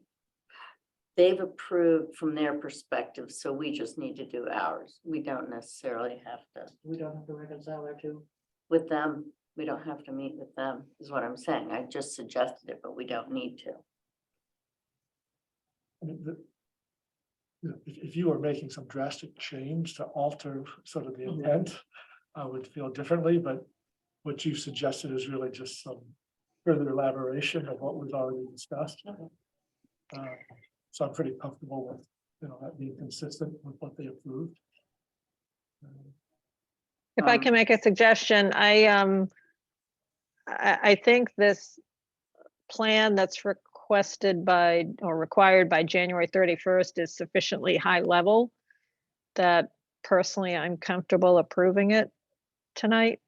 My only concern about waiting till January 30th, quite honestly, is, you know, if we get some bad storm that weekend, you know, we started to get snow all of a sudden, we get some bad storm that weekend, that's kind of close to the due date. So I'd personally feel more comfortable if everyone's comfortable with it the way it is, just kind of checking the box and getting that approved and letting Betsy file it. Just a thought. I'm kind of in agreement with Kathy, because this is Yeah. a high level thing. We will have the opportunity to hit them You're with not- whatever we want to hit them with. Yeah, you're not locking yourself. into Right. anything. This is not obligating us. I agree. So, But it does seem like a waste of everybody's time to come back Yeah, just for this. yes, yeah. Yeah, I do recommend elsewhere in my memo to you that we have a special meeting. That's specifically on the governance project, yeah, Yes. but that's a different topic. no. Yeah, that's, okay. With that said, you need I move that we authorize the interim town planner to submit the application for the MBTA zoning. as amended. We'll just- Yeah. Okay, do I have a second? Second, Okay, moved by Ann Harrison, seconded John Round, roll call vote, Kathy Bellata, Yes. John Round, yes. Ann Harrison, Yes. and Becky Jakes says yes. Thank you very much. Okay, so next up we have the discussion of, can we flip flop and do dispatch community outreach first so that we can, let Chief go home? Okay, So just before you go on, I didn't know if you had any other further discussion or comments about the task force or. Oh, yeah. oh, yeah. Yes. Again, we don't have to do a deep dive, but I just, if you have particular guidance or suggestions, that's helpful, but we can. We'll need to move it along in February for sure. No. So I talked about, you know, representatives from select board, planning board, finance committee, the downtown improvement committee, the ZBA, HDC could be on there. I don't want too big of a group. Right. make it Unwieldy. Good. So That is big. it's, you know, so maybe it's one member from the planning board or one member from the select board, rather than two each. And then, Yeah. I'd be in favor of one select board with two planning board members. I think this is a planning board driven activity primarily, so I think two from the planning board and one each from the select board, finance, DIP, ZBA, and HDC. Is that 7? 2, 3, 4, 5, 6, and at large. Oh, yeah, we've got at large. I'm gonna interrupt. Are you the gentleman with the?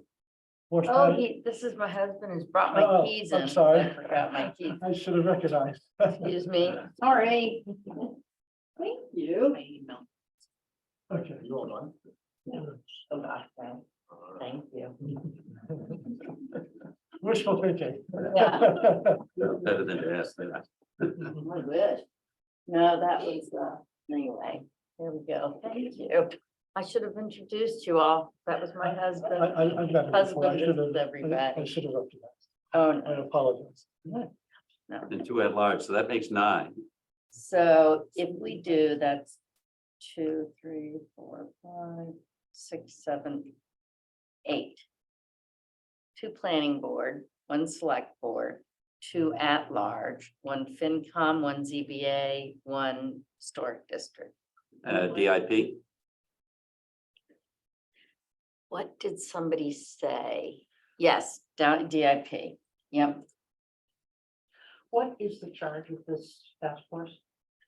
Well, there you go. So the charge would be to assess whether or not the town should proceed with complying with MBTA zoning. I try to do it in one sentence. That's what I would say. So And it's, how so are they going about this? how will they do that? So it'll involve collecting a lot of data initially. Again, following that timeline that was presented at last week's meeting.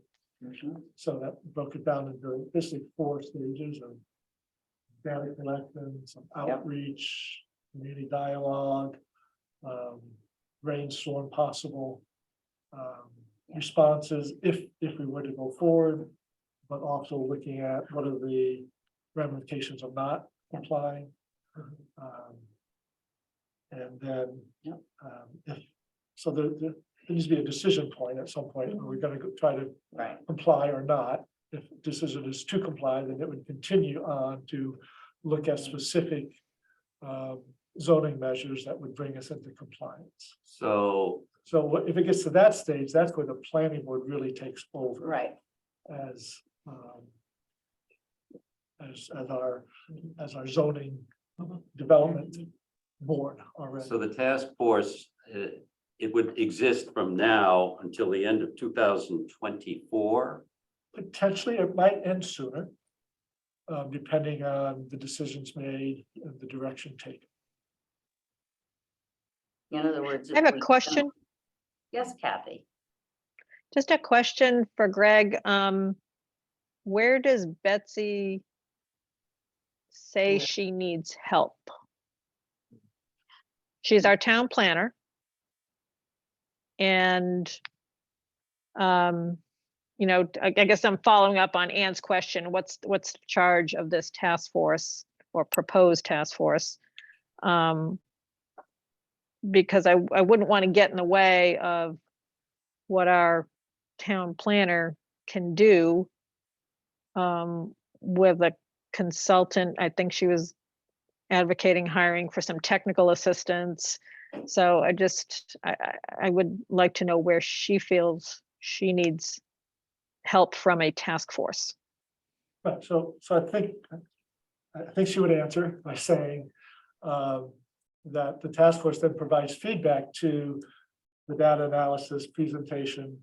You know, what, basically asking the question over, what do you think of this? What do you think of that? What are the implications? How do you feel the town reacts to the implications of X, Y, and Z? So would she chair the task force? She could, I was thinking more of a planning board member and or a select board member, or either one or the other, or both as a co-chair. I think that is a more typical role or structure. Where, so the staff would be supporting Right. that chair and task force and Right. bringing information to it.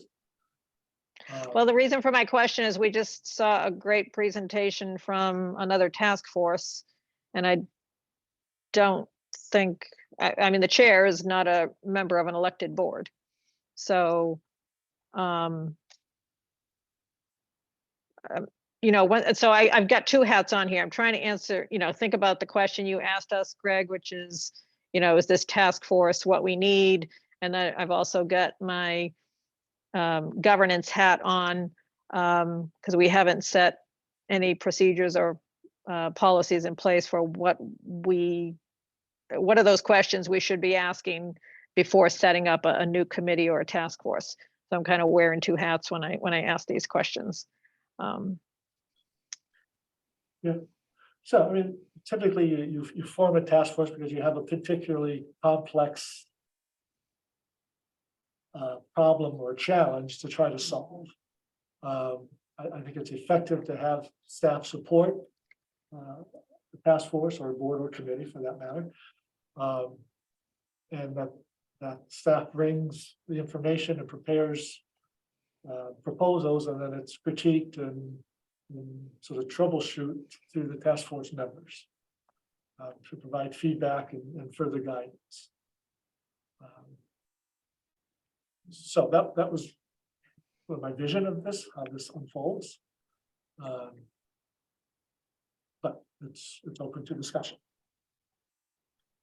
Just kind of background, is there a difference between an elected land use board and an appointed land use board? Whether their authority and roles, no. Because the head of the Water Resource Task Force is the head of the Concom. Right. But in terms of, so state law allows either an elected planning board or an appointed planning board, and they both have the same duties. Okay, fine, so it's not that, in this case, both boards who are likely to be chair are elected. No, Now, with that, is Betsy actually, or the interim town planner actually on this committee? You know, is she? They're not a committee member. Oh, I mean, they're task staff force, support. sorry. They're So- a task force. They're not a task force have- member. Right, They're, again, staff support. that's right. That's how I view it. Yeah, and I think that's a critical distinction. I wonder vaguely whether the group that makes a recommendation to go forward and go or not. Yes, they have to have some outreach to get to their decision, but having that same group continue after the decision is made, working with more outreach, seems as if you need a different skill set once the decision is made. And it may well morph at that time, Hmm. right? I mean, in that, I think you evaluate at that Right. point, you know, that's a sort of a juncture point, and is it? I think you make that decision when you come to that point, right, whether or not you want a different group or to continue with the same. Or is that the handoff time and the planning board then takes it over if it's going forward with zoning? Or right, it may be a point where our recommendation is, you know what, this isn't making sense to proceed. The planning board agrees with that, you as a board agree with that. And we take a whole different mhm, tack, you Yeah. know, we don't need to do zoning at that point, and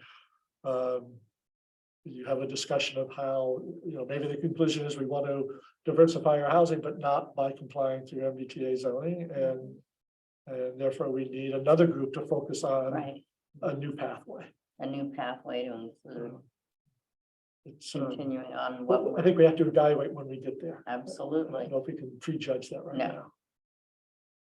now.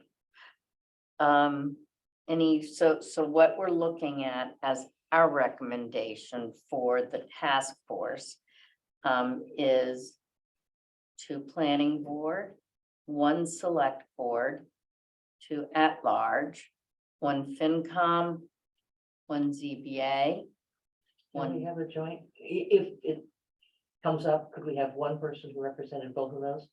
the ZBA and the FinCom? Thanks, mean- Sarah.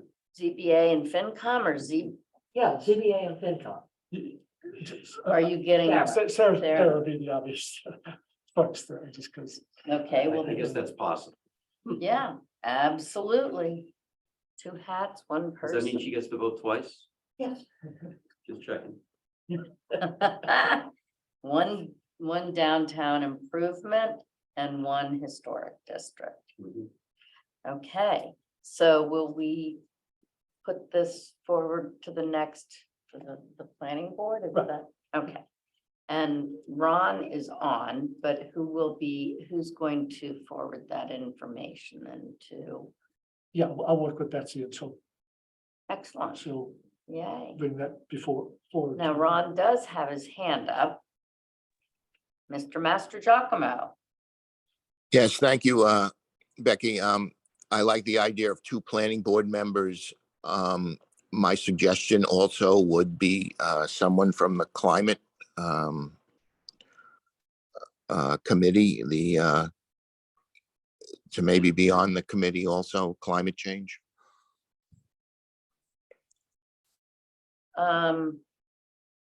Who's on that committee? Do we? So we don't have a formal committee at this stage. We're in the process of forming that steering group. Okay, Um, Starting to get concerned about the size, but yeah. no. or maybe one of the at-large people. could- Yeah, could- make it one of the at-large, I think. I think, yeah, okay, all right. Thank you, Ron. Yeah. So we look for an at-large person who has background in climate change.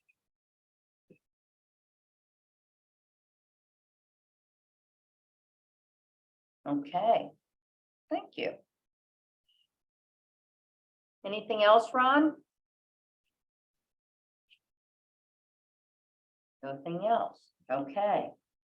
All right, Yep, I'm all good. set on that one? Yep. Okay. Now, we are going to go to. Where is this?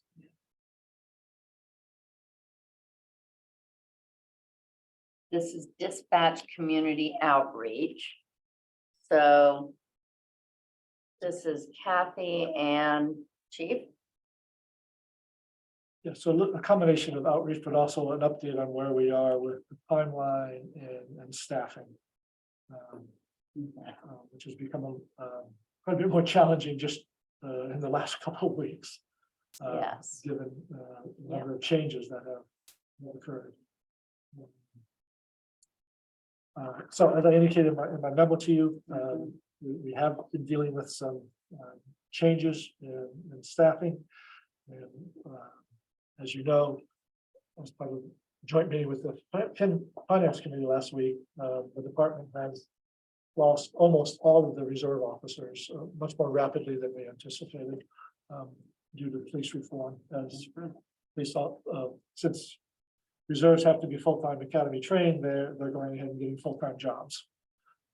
So they are leaving fairly quickly as the job prospects are quite good out there right now. A lot of departments are looking for officers. So it's been easy for them to find full-time employment. So reserves have always been the major part of our staffing model for the dispatch. In addition to the three full-time dispatchers. And so losing them is putting a major crimp on staffing. The chief does, I can let the chief speak here, I don't need to speak for you. But he does have a very strong candidate that we're hoping would say yes to a full-time position, and he could provide either himself or by backfilling others who can also provide dispatch. It allows us to continue the dispatch operations in-house. The good news of everything is that regional dispatch continues to make really good progress. They've been working extremely hard and pushing to get things done. And they are comfortable taking over full-time dispatch from the 1st of March, which is earlier than what we had originally outlined on the timeline. Aren't they? Are they taking it over completely? It'd be a complete takeover. Okay, I'm just trying to remember back to the Yeah. meeting we had the other day. with them. At first, we thought we were gonna do like the hybrid type of thing. Right. Police and fire. Right. fire to do that, but, They feel more comfortable taking. Wow, that's great. That's excellent. So we would continue with our dispatch staff. Yep. In the March, April, May, June timeframe. In order to make sure that transition goes smoothly. So we're not, in case any glitches happen, we don't anticipate those, but it's nice to have Plan B. And also to continue the staffing in the lobby. Mhm. So there's no break in that as we gear up for the next iteration of what that'll be. So I just want to make clear, people, or just want to be clear on that point, and that people don't have to worry about that aspect of it. Good. That's good. But anyway, Chief, I should just let you No, I think you covered. go ahead. Covered most of it. I just want to reiterate that we currently have only 3 dispatches left and three reserves. The 3 reserves, like I said the other night, are retirees and they can only give us a limited amount of time in that role. So we worked on a couple options. We met with the fire chief earlier today. With Greg and I are going to meet with the dispatchers union next Tuesday at 9:30 to try and work out the kind of the Schedule. how it's gonna look, the scope of it. And we'll have more of a I don't know, what final process or final outcome of what that's gonna look like as we move in towards March 1st. But without bringing on a new staff member and the patrol union kind of stepping up, we're not gonna be able to sustain what we're doing. So we have worked on the Plan B in case Plan A, what we just described, doesn't work. In short form, that means the firefighters would take over dispatching fires. And police officers would step in and dispatch for police. So that would be Plan B. It's not as desirable. It leaves a lot of holes in coverage on fire and a lot of overtime in police. But it is a fallback if we have to. So when you say a lot of holes, at the meeting, Kathy and the chiefs and I attended with the North Shore 911. I don't recall them mentioning that there would be any holes with the hybrid. So Did you, Todd? I think what Greg's meaning is the holes are in fire staffing. So instead of 3 on all the time, Okay, all right, there may be times when there are they drop down to 2. okay, That's where the hole would be. all right, because I was thinking that's concerning if there are holes in. No, I shouldn't have, that was a Okay, poor choice of yeah, words. yeah. There would be occasions when fire would drop down to 2, which they have done quite Right. frequently over the past year because of injury. And so it is something that has happened in the past, and we have, So in other words, it is not some horrendous right, we still have coverage. safety problem. Right, that The we've the got. ambulance will still run. Yep. So, And calls will be answered. correct, Right. Mhm. yes. How does that work? I mean, we don't have an extra PFAS, PSAP, sorry, thank We you. have plenty of PFAS. Unfortunately. More than we'd like. Sorry. Yes, Yeah, all of these P things. acronyms. Yes, so I dialed So- 911 Who is it who says, So basically what happened, we would continue on answering the 911. Still comes to the police. Still comes into us, and then just like we did before we took over fire dispatch years ago, we would call the fire department, say you have a Okay. emergency on, Mhm. you know, Yeah. 20 Bridge Street or wherever they are. And then they take it over from They there. take it over and tone themselves out from that. got it, So yes, the call would still come into one location. Which and is, then be transferred across the street. yes. Yes, exactly. So plan A is to keep everything Here, here in the police station Yes, until the transfer on the 1st of March. And as of the 1st of March, everything switches over. And we continue to have people in the dispatch office to pick up, to keep the station live and to pick up. Walk-ins, I guess. Oh, just a if backup. there were, yeah, just a back. That's a backup. Mhm. Yeah, Yes, just to make sure that everything's going smoothly. yes, okay. So The- Greg, No, I sorry. was just saying, go ahead, Kathy. Thank you. So I think we should look at this March 1 start as an opportunity to use the dispatchers that will remain in-house, through the end of the second quarter. I guess I'm wondering, how are we going to use them most effectively? I understand this is all happening really fast and this is something that we didn't really anticipate. But I think it's an opportunity to try out different approaches to the lobby coverage. I think it's an opportunity to, possibly use some of the dispatchers' hours to get ahead of some other tasks like the data conversions or whatever. So I just, Yes, exactly. That's exactly right. challenges are usually opportunities flipped on their head. So I think this could be a real way to not only accelerate the initial call taking, but perhaps pull in the entire effort, or at least get some tasks done earlier. So just a thought. Yes, yeah, no, we've started to think about that, so it's a good point. Well, that was the role that they were going to play during the transfer anyway. The difference here is that there aren't going to be telephone responsibilities that will be coming in however often they come during the day, that those interruptions, if I want to say, if you're dealing with data, Right, intensive data work, that's just not going to be happening because those calls are going to Middleton. right, Right. they'll be able to concentrate more. on- Okay, Right. so they're one of the key roles, that doesn't change. They're continuing to, that's part of the transfer. Does the dispatchers union allow them to do data conversion? I mean, yes, Yeah, I mean, in short, they- I don't think there'll be a problem. We kind of do data entry now. I mean, one of the things, they won't have our new records management system until at least May, so they're still gonna have to be in there entering calls for service in the current system.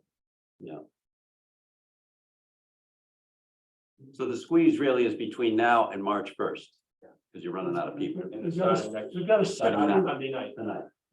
Next Sunday night. next Sunday, we've got a 6-week window here that. It's really, We're scrambling a little bit, but we've got a couple of plans that'll work one way or the other. sure, But it's a 6-week window that we've had to juggle things to make it work. But safety is not going to Be be compromised. compromised. Correct. That's the key. Yep.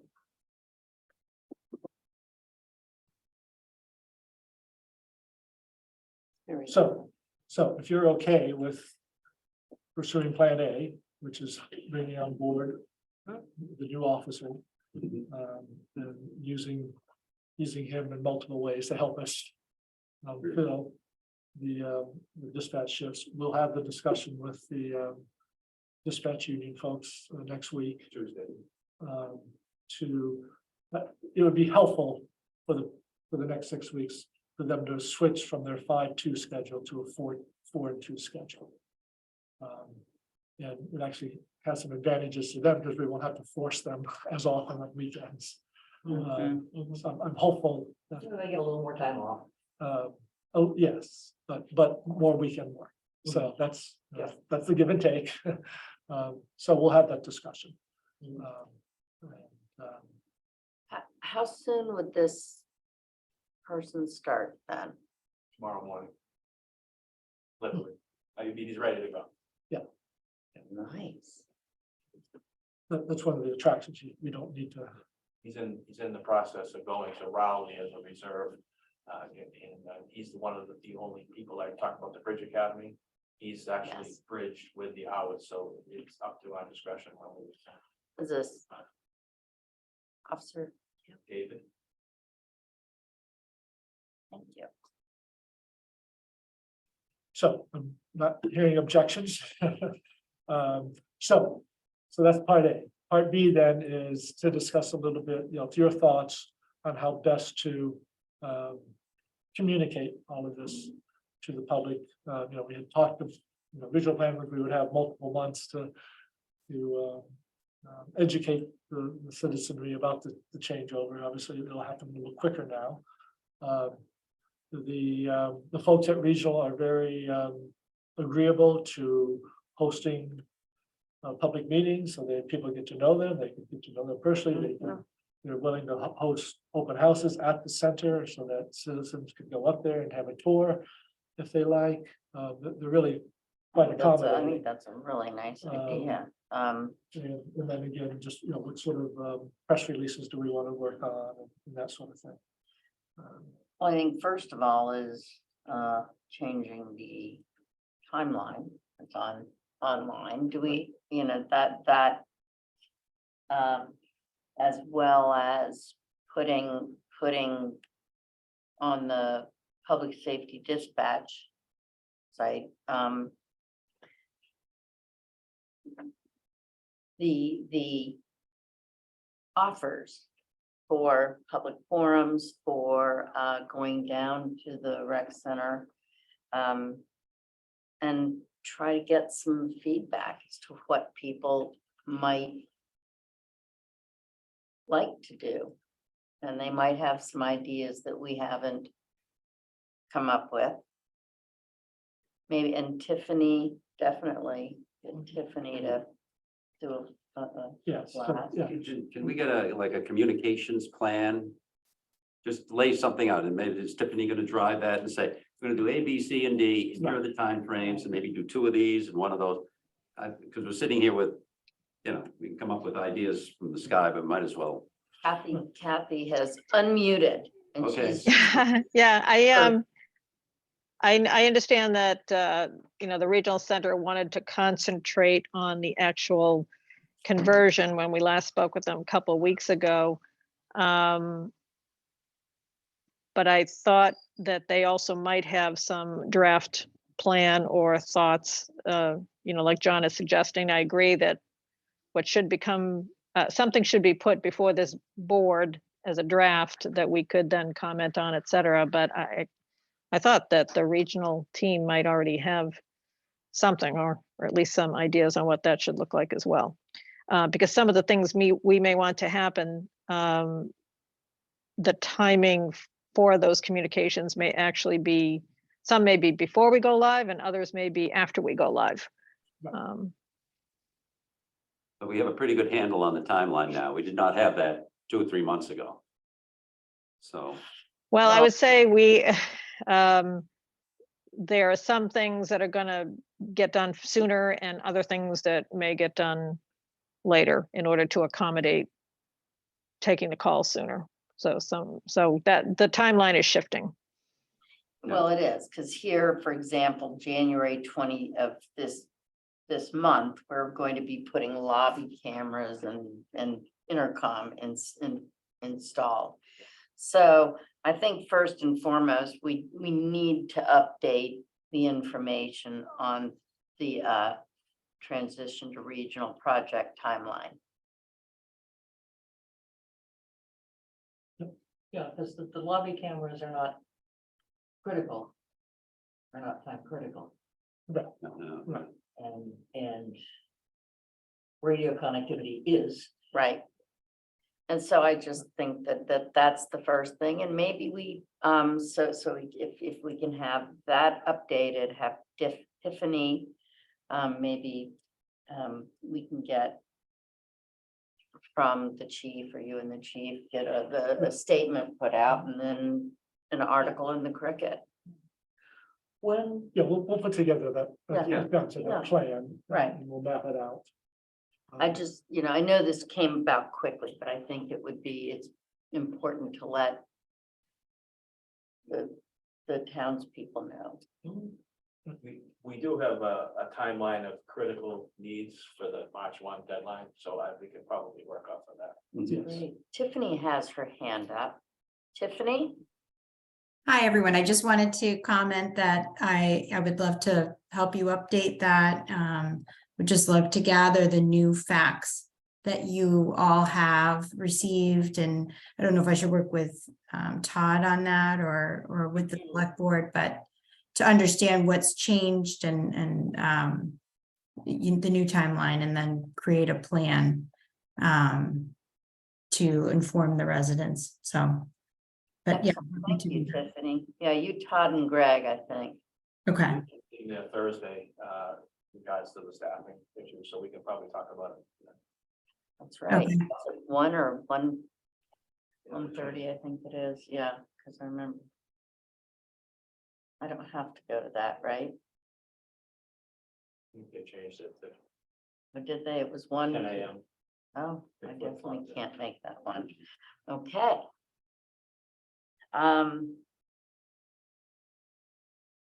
Any other comments on dispatch? You good? wondering how soon the Middleton Center could attend something here. Yes, they have offered that. Yeah, but Um, if they're working on the critical timeline, I don't want to distract them. On the other hand, it probably would be good to put them in front of the town before March 1st. Yes, Good. So. Probably Yeah, Allison, yes, right? yeah, it's likely it would be Allison attending, and you can see if the 6th could work for her. Oh, yeah. Um, Yep. So just We should- attend on, We should have a pretty good game plan by then. Yeah. And so let me see if that can work for her schedule. okay, excellent. And so that. So this is now over here on the task bar.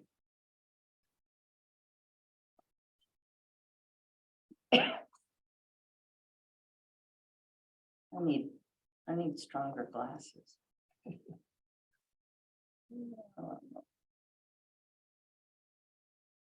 we go. So.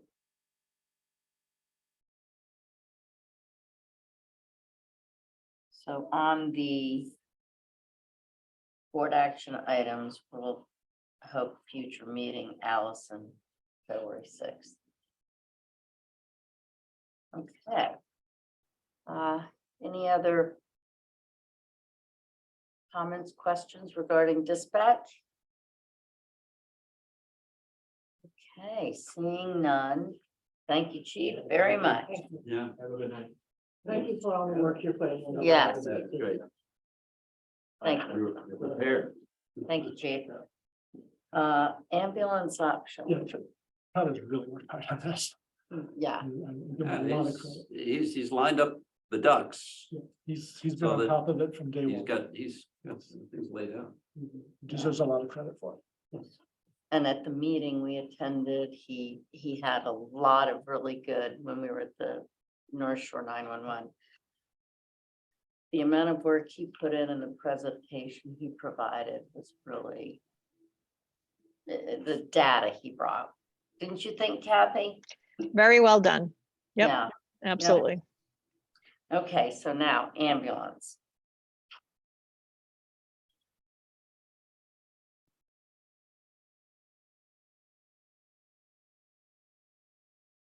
Take it away, Ann.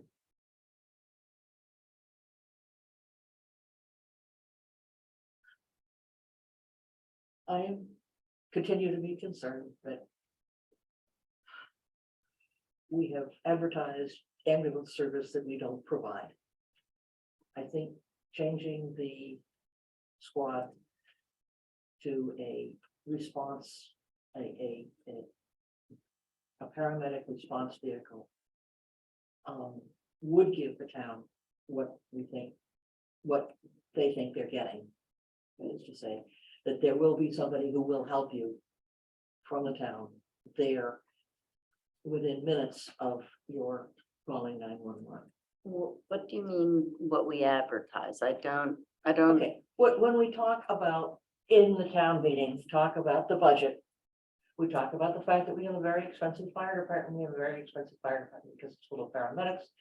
And we have, I don't remember whether anybody actually said it recently, but we have said in the past that we have 2 ambulances. And I think that's why the town votes for that.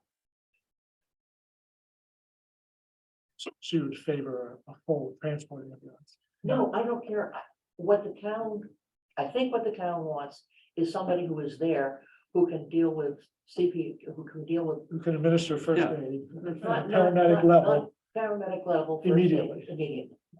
and That's- I agree. I think that we have heard very strongly that people want safety Yep. to be top priority, top notch. And I think that the turning the squad car into something that will bring paramedic level first aid quickly.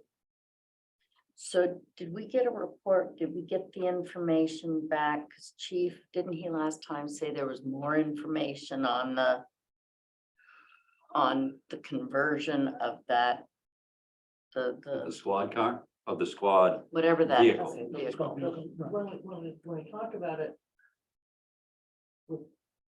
At least at one point when we talked about it, the question of, well, we've got somebody who wants to buy the squad vehicle and then we could.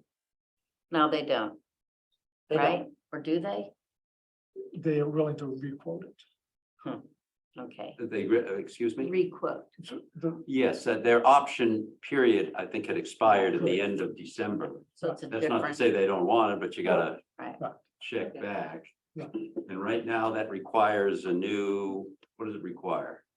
A new engine? Was it an engine? Was that the No. no, engine? not, They're not hard on to the, get. not on the squad, No, that was the ambulance. thing. yeah. Oh, And all the right, ambulance requires mechanical. That requires a bunch of stuff. yeah.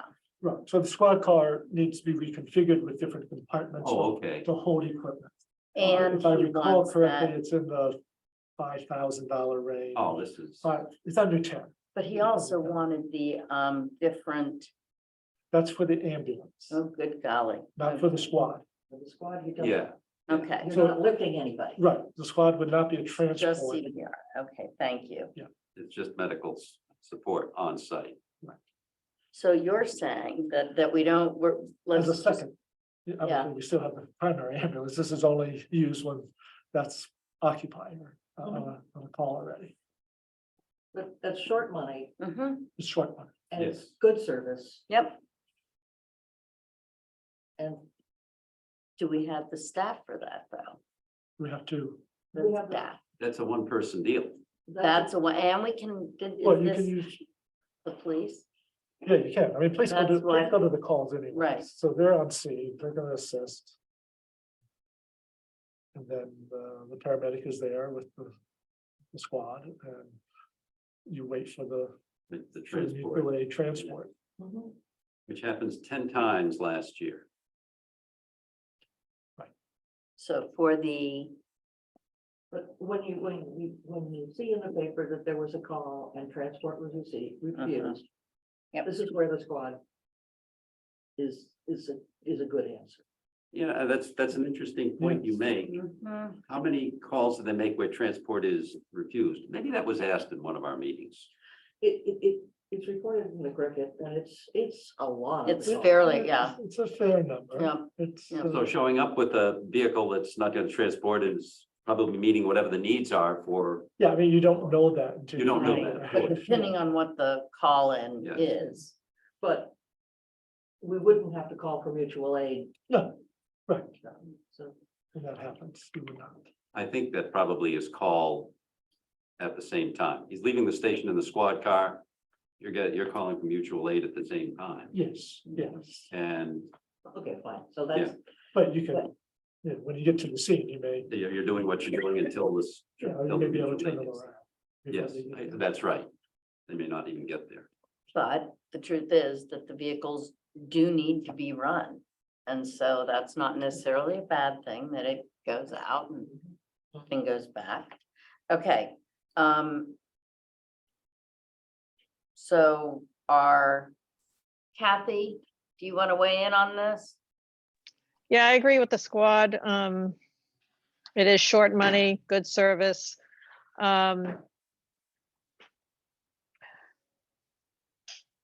Are we talking about the ladder truck too? No, no, no. okay. Just No. a squad, okay. Yeah, I agree with the squad. It's a good option. And I like what Ann said, though. I had thought of that, the number of refused Mhm. transports makes it even a better option. Yep. Okay, there we go. Any further discussion on the ambulance? okay, when do we do it? So, you've asked the finance committee to also weigh in, and so they're scheduled to have that further discussion on the 9th of February. Okay. Okay. So ambulance. FinCom meeting 112 now 29. So we just say that's our recommendation, and do they agree? Yep. That sound good? Mhm. Well, I'm prepared to argue with it if they don't agree. Then we go back. Should we be there for the 9th? Yes. Okay, I think that'll be an important. Yeah, I Yeah. will try to make that. well, and I am, When Staffing is going to be finalized. so Okay. We'll have more reason, more details on that. I So February is gonna go by really quickly. will not be in town that night, but I will try to zoom in. Yeah. I will be attending my mother's 89th birthday. Oh, Good. I am in transit, but I think I get back pretty close to in time. I'm Um, back from Utah. okay, and I believe that Kathy and Brian will be here for that, the 9th. Is that correct? Yep, Kathy says yes. I will be here. What time is that meeting? 7? 7, yes. So, I could send my husband, but I don't think that'll help. But so he's very reasonable. I don't know why he married me, but anyway, so we will have quorum. And you'll head it up. It'll be your lead, and I'll just zoom in, because whomever's leading has to be there in person. Yeah. Mhm. So John, I'll confirm with Brian, and that way, if you can, you Okay, can. and yeah, if you I can't- don't know when my flight. Yeah. is in. Yep, okay, so that. Greg, do you want me to send an email to the board about the joint meeting on the 9th? Or is that something Debbie? We'll work with Gail and Sarah. on that. Okay.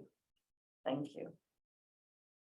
Okay, have we discussed the discussion items? Are we set on ambulance? Mhm. Kathy, oh, wait, hello, Sarah Malish. Unmute. Are you, and Sarah, are you talking as FinCom? FinCom, as FinCom. Yes, so I have made note of making the February 9th a joint meeting and to make sure we have the ambulance on it. Thank you. You don't need to send anything to us, Okay, okay? all I got right. it. Got you covered. Thank you. Okay. Okay. Next up, we have the select board policies, second reading regarding correspondence, and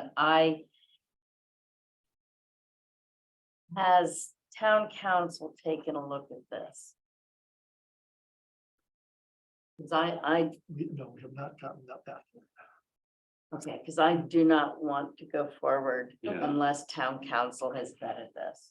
Is everybody okay with that? Sorry, Yeah. Yeah, I should have, No, that's, no, okay, so we will put that to 2-6. 6 is getting full, I think we can. 260. Okay, shall we say then 221?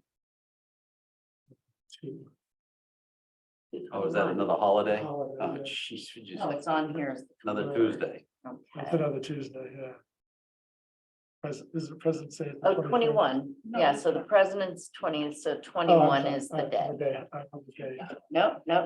So, So 21, yeah. this So- is now gonna but go, it's a Tuesday. yes, another Tuesday. So 221. So now, Given that one of the members is never available on Tuesdays, would it be possible to change? he can with If he enough, plans.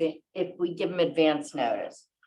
So, and I've got his calendar back Okay. at I Fine. meant to bring that, but, so this is.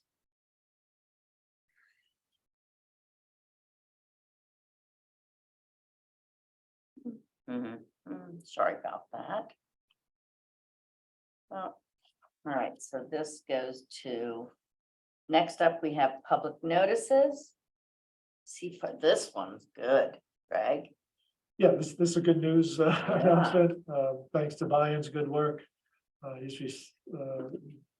Received another grant from the Seaport Economic Council.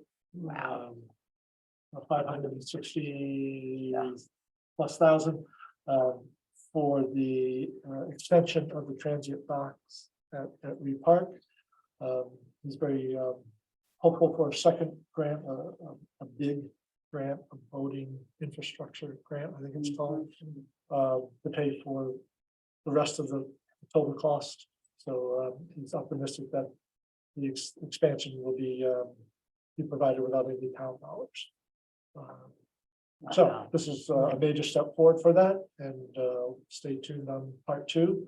But again, thanks to the Seaport Council and Yeah, thanks to Brian And work Ion, working with them and securing this grant for that expansion. So this extends it towards the drawbridge, Mhm. sort of parallel the railroad bank berm. That's there. Does it have the, say bump out? Has an L at the end, It has an L at the Oh. end. Okay, Yeah. with a pump out station there. correct. And the water, is it what? Well, water and electricity would be Yeah. added to it, to the length of it. Are are these pilings going straight all the way out? Or is it? gonna be- Yes. Yes. The pilings. very same design as what's Okay, there now. yes. Because aren't those, doesn't the, Army Corps requires yeah, that design. yep. I know I know. people were concerned about those down at Tux Point initially, and now they're like, It's not as bad as I thought. it was. No, I was no. concerned. exactly. It's not as, It's ugly, but it's. Obvious. It does- yeah, you got a front row seat. they don't even. They don't bother me, but I don't have a front row seat. It's- So, It Depends if it's actually- low tide or high tide. yeah, No, actually, it's at Reed Park that they're most obvious. So that was the reason for not going the other way.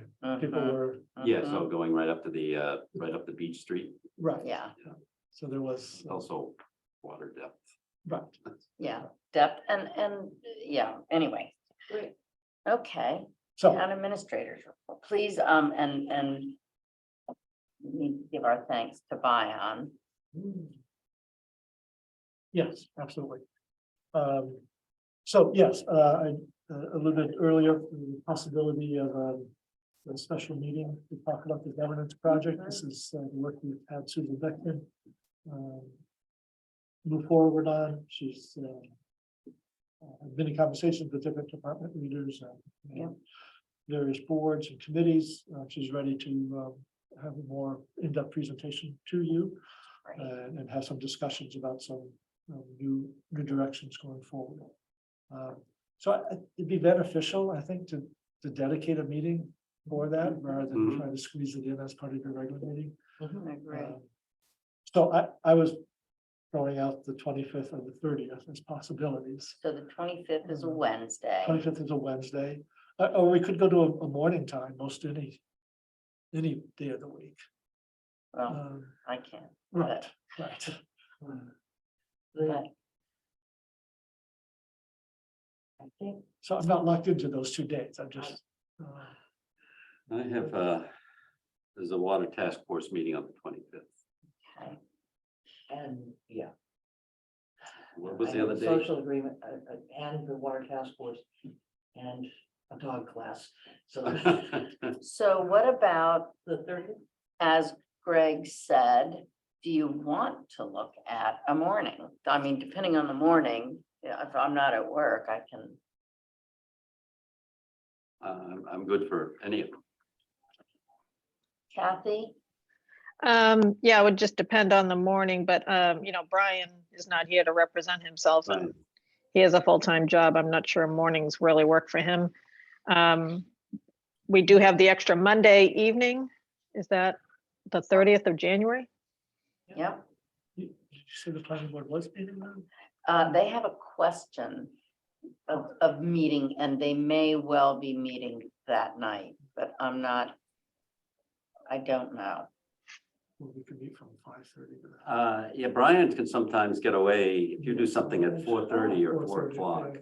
Maybe try 5 to 6 with that, or 5:30 to 6:30. 5 to 6:30. Mhm. Take an hour and a half.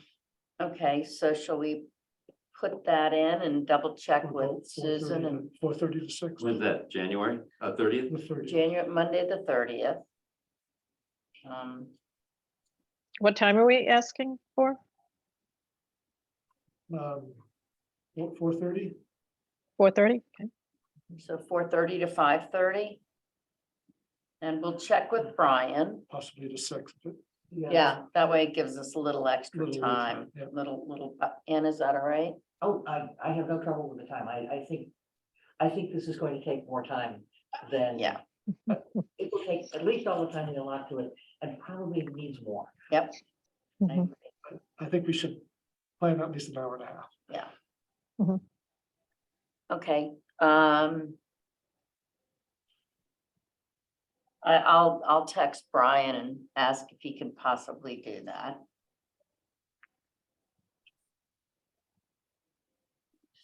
I'll do it right now.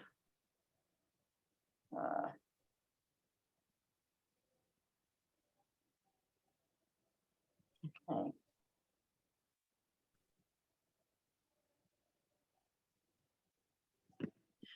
And let's see, okay, I will let you know about that. Yep. And then, no, as part of that meeting, we might have a discussion about citizen outreach, and listening for of some sort as well. I think that dovetails with the governance project. And then we were, originally we had planned the next quarterly reviews for Chief Fitzgerald and me. So we'll do that at the next meeting. On the 6th. On the 6th. Add to that agenda. And then also potentially on the 6th. Talk about Jersey Lane and Forester Road. So that's why. What about those? So the issue of truck traffic for one. So there's some residents were concerned about trucks getting stuck, using it as a shortcut to some of the other roads beyond. So there was I gave permission to put up a no through truck traffic. Someone interpreted that as being able to block all traffic. It's not possible. It's a, even though Stretch is private, it is open to the public. Right, So we get into this. So to make a road officially a truck exclusion, there is a formal process. okay, Um, I was taking a bit of a shortcut to say, it's on, put up a sign, but to make it official, mhm, we should go through a hearing process, et cetera, let the abutters know and all of that. Good, This is a town process. This isn't a state road. This is not a. state- correct. But Okay, to- This but is to- our, it's, the state requires it. yeah. oh, We The did that state- on Mill, didn't we? Yes, Yeah, we did that yes. on Mill Street. The state dictates the process that a town has to follow for Yeah. a truck exclusion. So my thought would be to have the preliminary discussion with neighbors about doing that. And then if there's agreement of going forward, then set in motion the formal process. Kathy, did you have a comment? More of a question, I guess. So when we say truck exclusion, you mean as a pass-through, correct? Correct. Okay, Yeah, local just wanted to clarify. delivery trucks, yes, absolutely, they're allowed. It's, Mhm. it's Okay. it's an exclusion for through truck traffic. Okay, so we are putting this, and this is, are you the owner of this or? Yes. Okay. Yep. And so we will be, that's February 6th, yeah. Yes. back in February 6th. Well, it's. Well, we'll see. I mean, if we have to juggle something, we will, but Yeah, yeah, That should be fairly short. yes. Yeah. yeah. All right, anything else on your, The MMA annual meeting Yep. is this week, so I'll be attending that. Yep. and that's in Boston, It's in Boston. there you go. Yeah, Jeff Beckwith, who has been the lead of MMA for Yeah, over he's 30 years. retired. has retired. That's remarkable, So wow, yeah, That's a big change. yeah, yeah, He's done an excellent job for the organization. So absolutely, those will be big Right. shoes to fill. yes. Okay, I guess that does it for tonight. Let's see. Yeah, we did the consent agenda. Mm-hmm, Covered that. we did. Motion to adjourn, may I have a motion to adjourn, please? Yes, you have a motion. To adjourn. Okay, moved by John Round, seconded by Ann Harris, and roll call vote, Kathy Bellata. Yes, Enjoy, Kathy. thank you. John Round, Yes. Ann Harrison. Yeah. Becky Jake says yes. Thank you, everybody. Have a good night. Good night.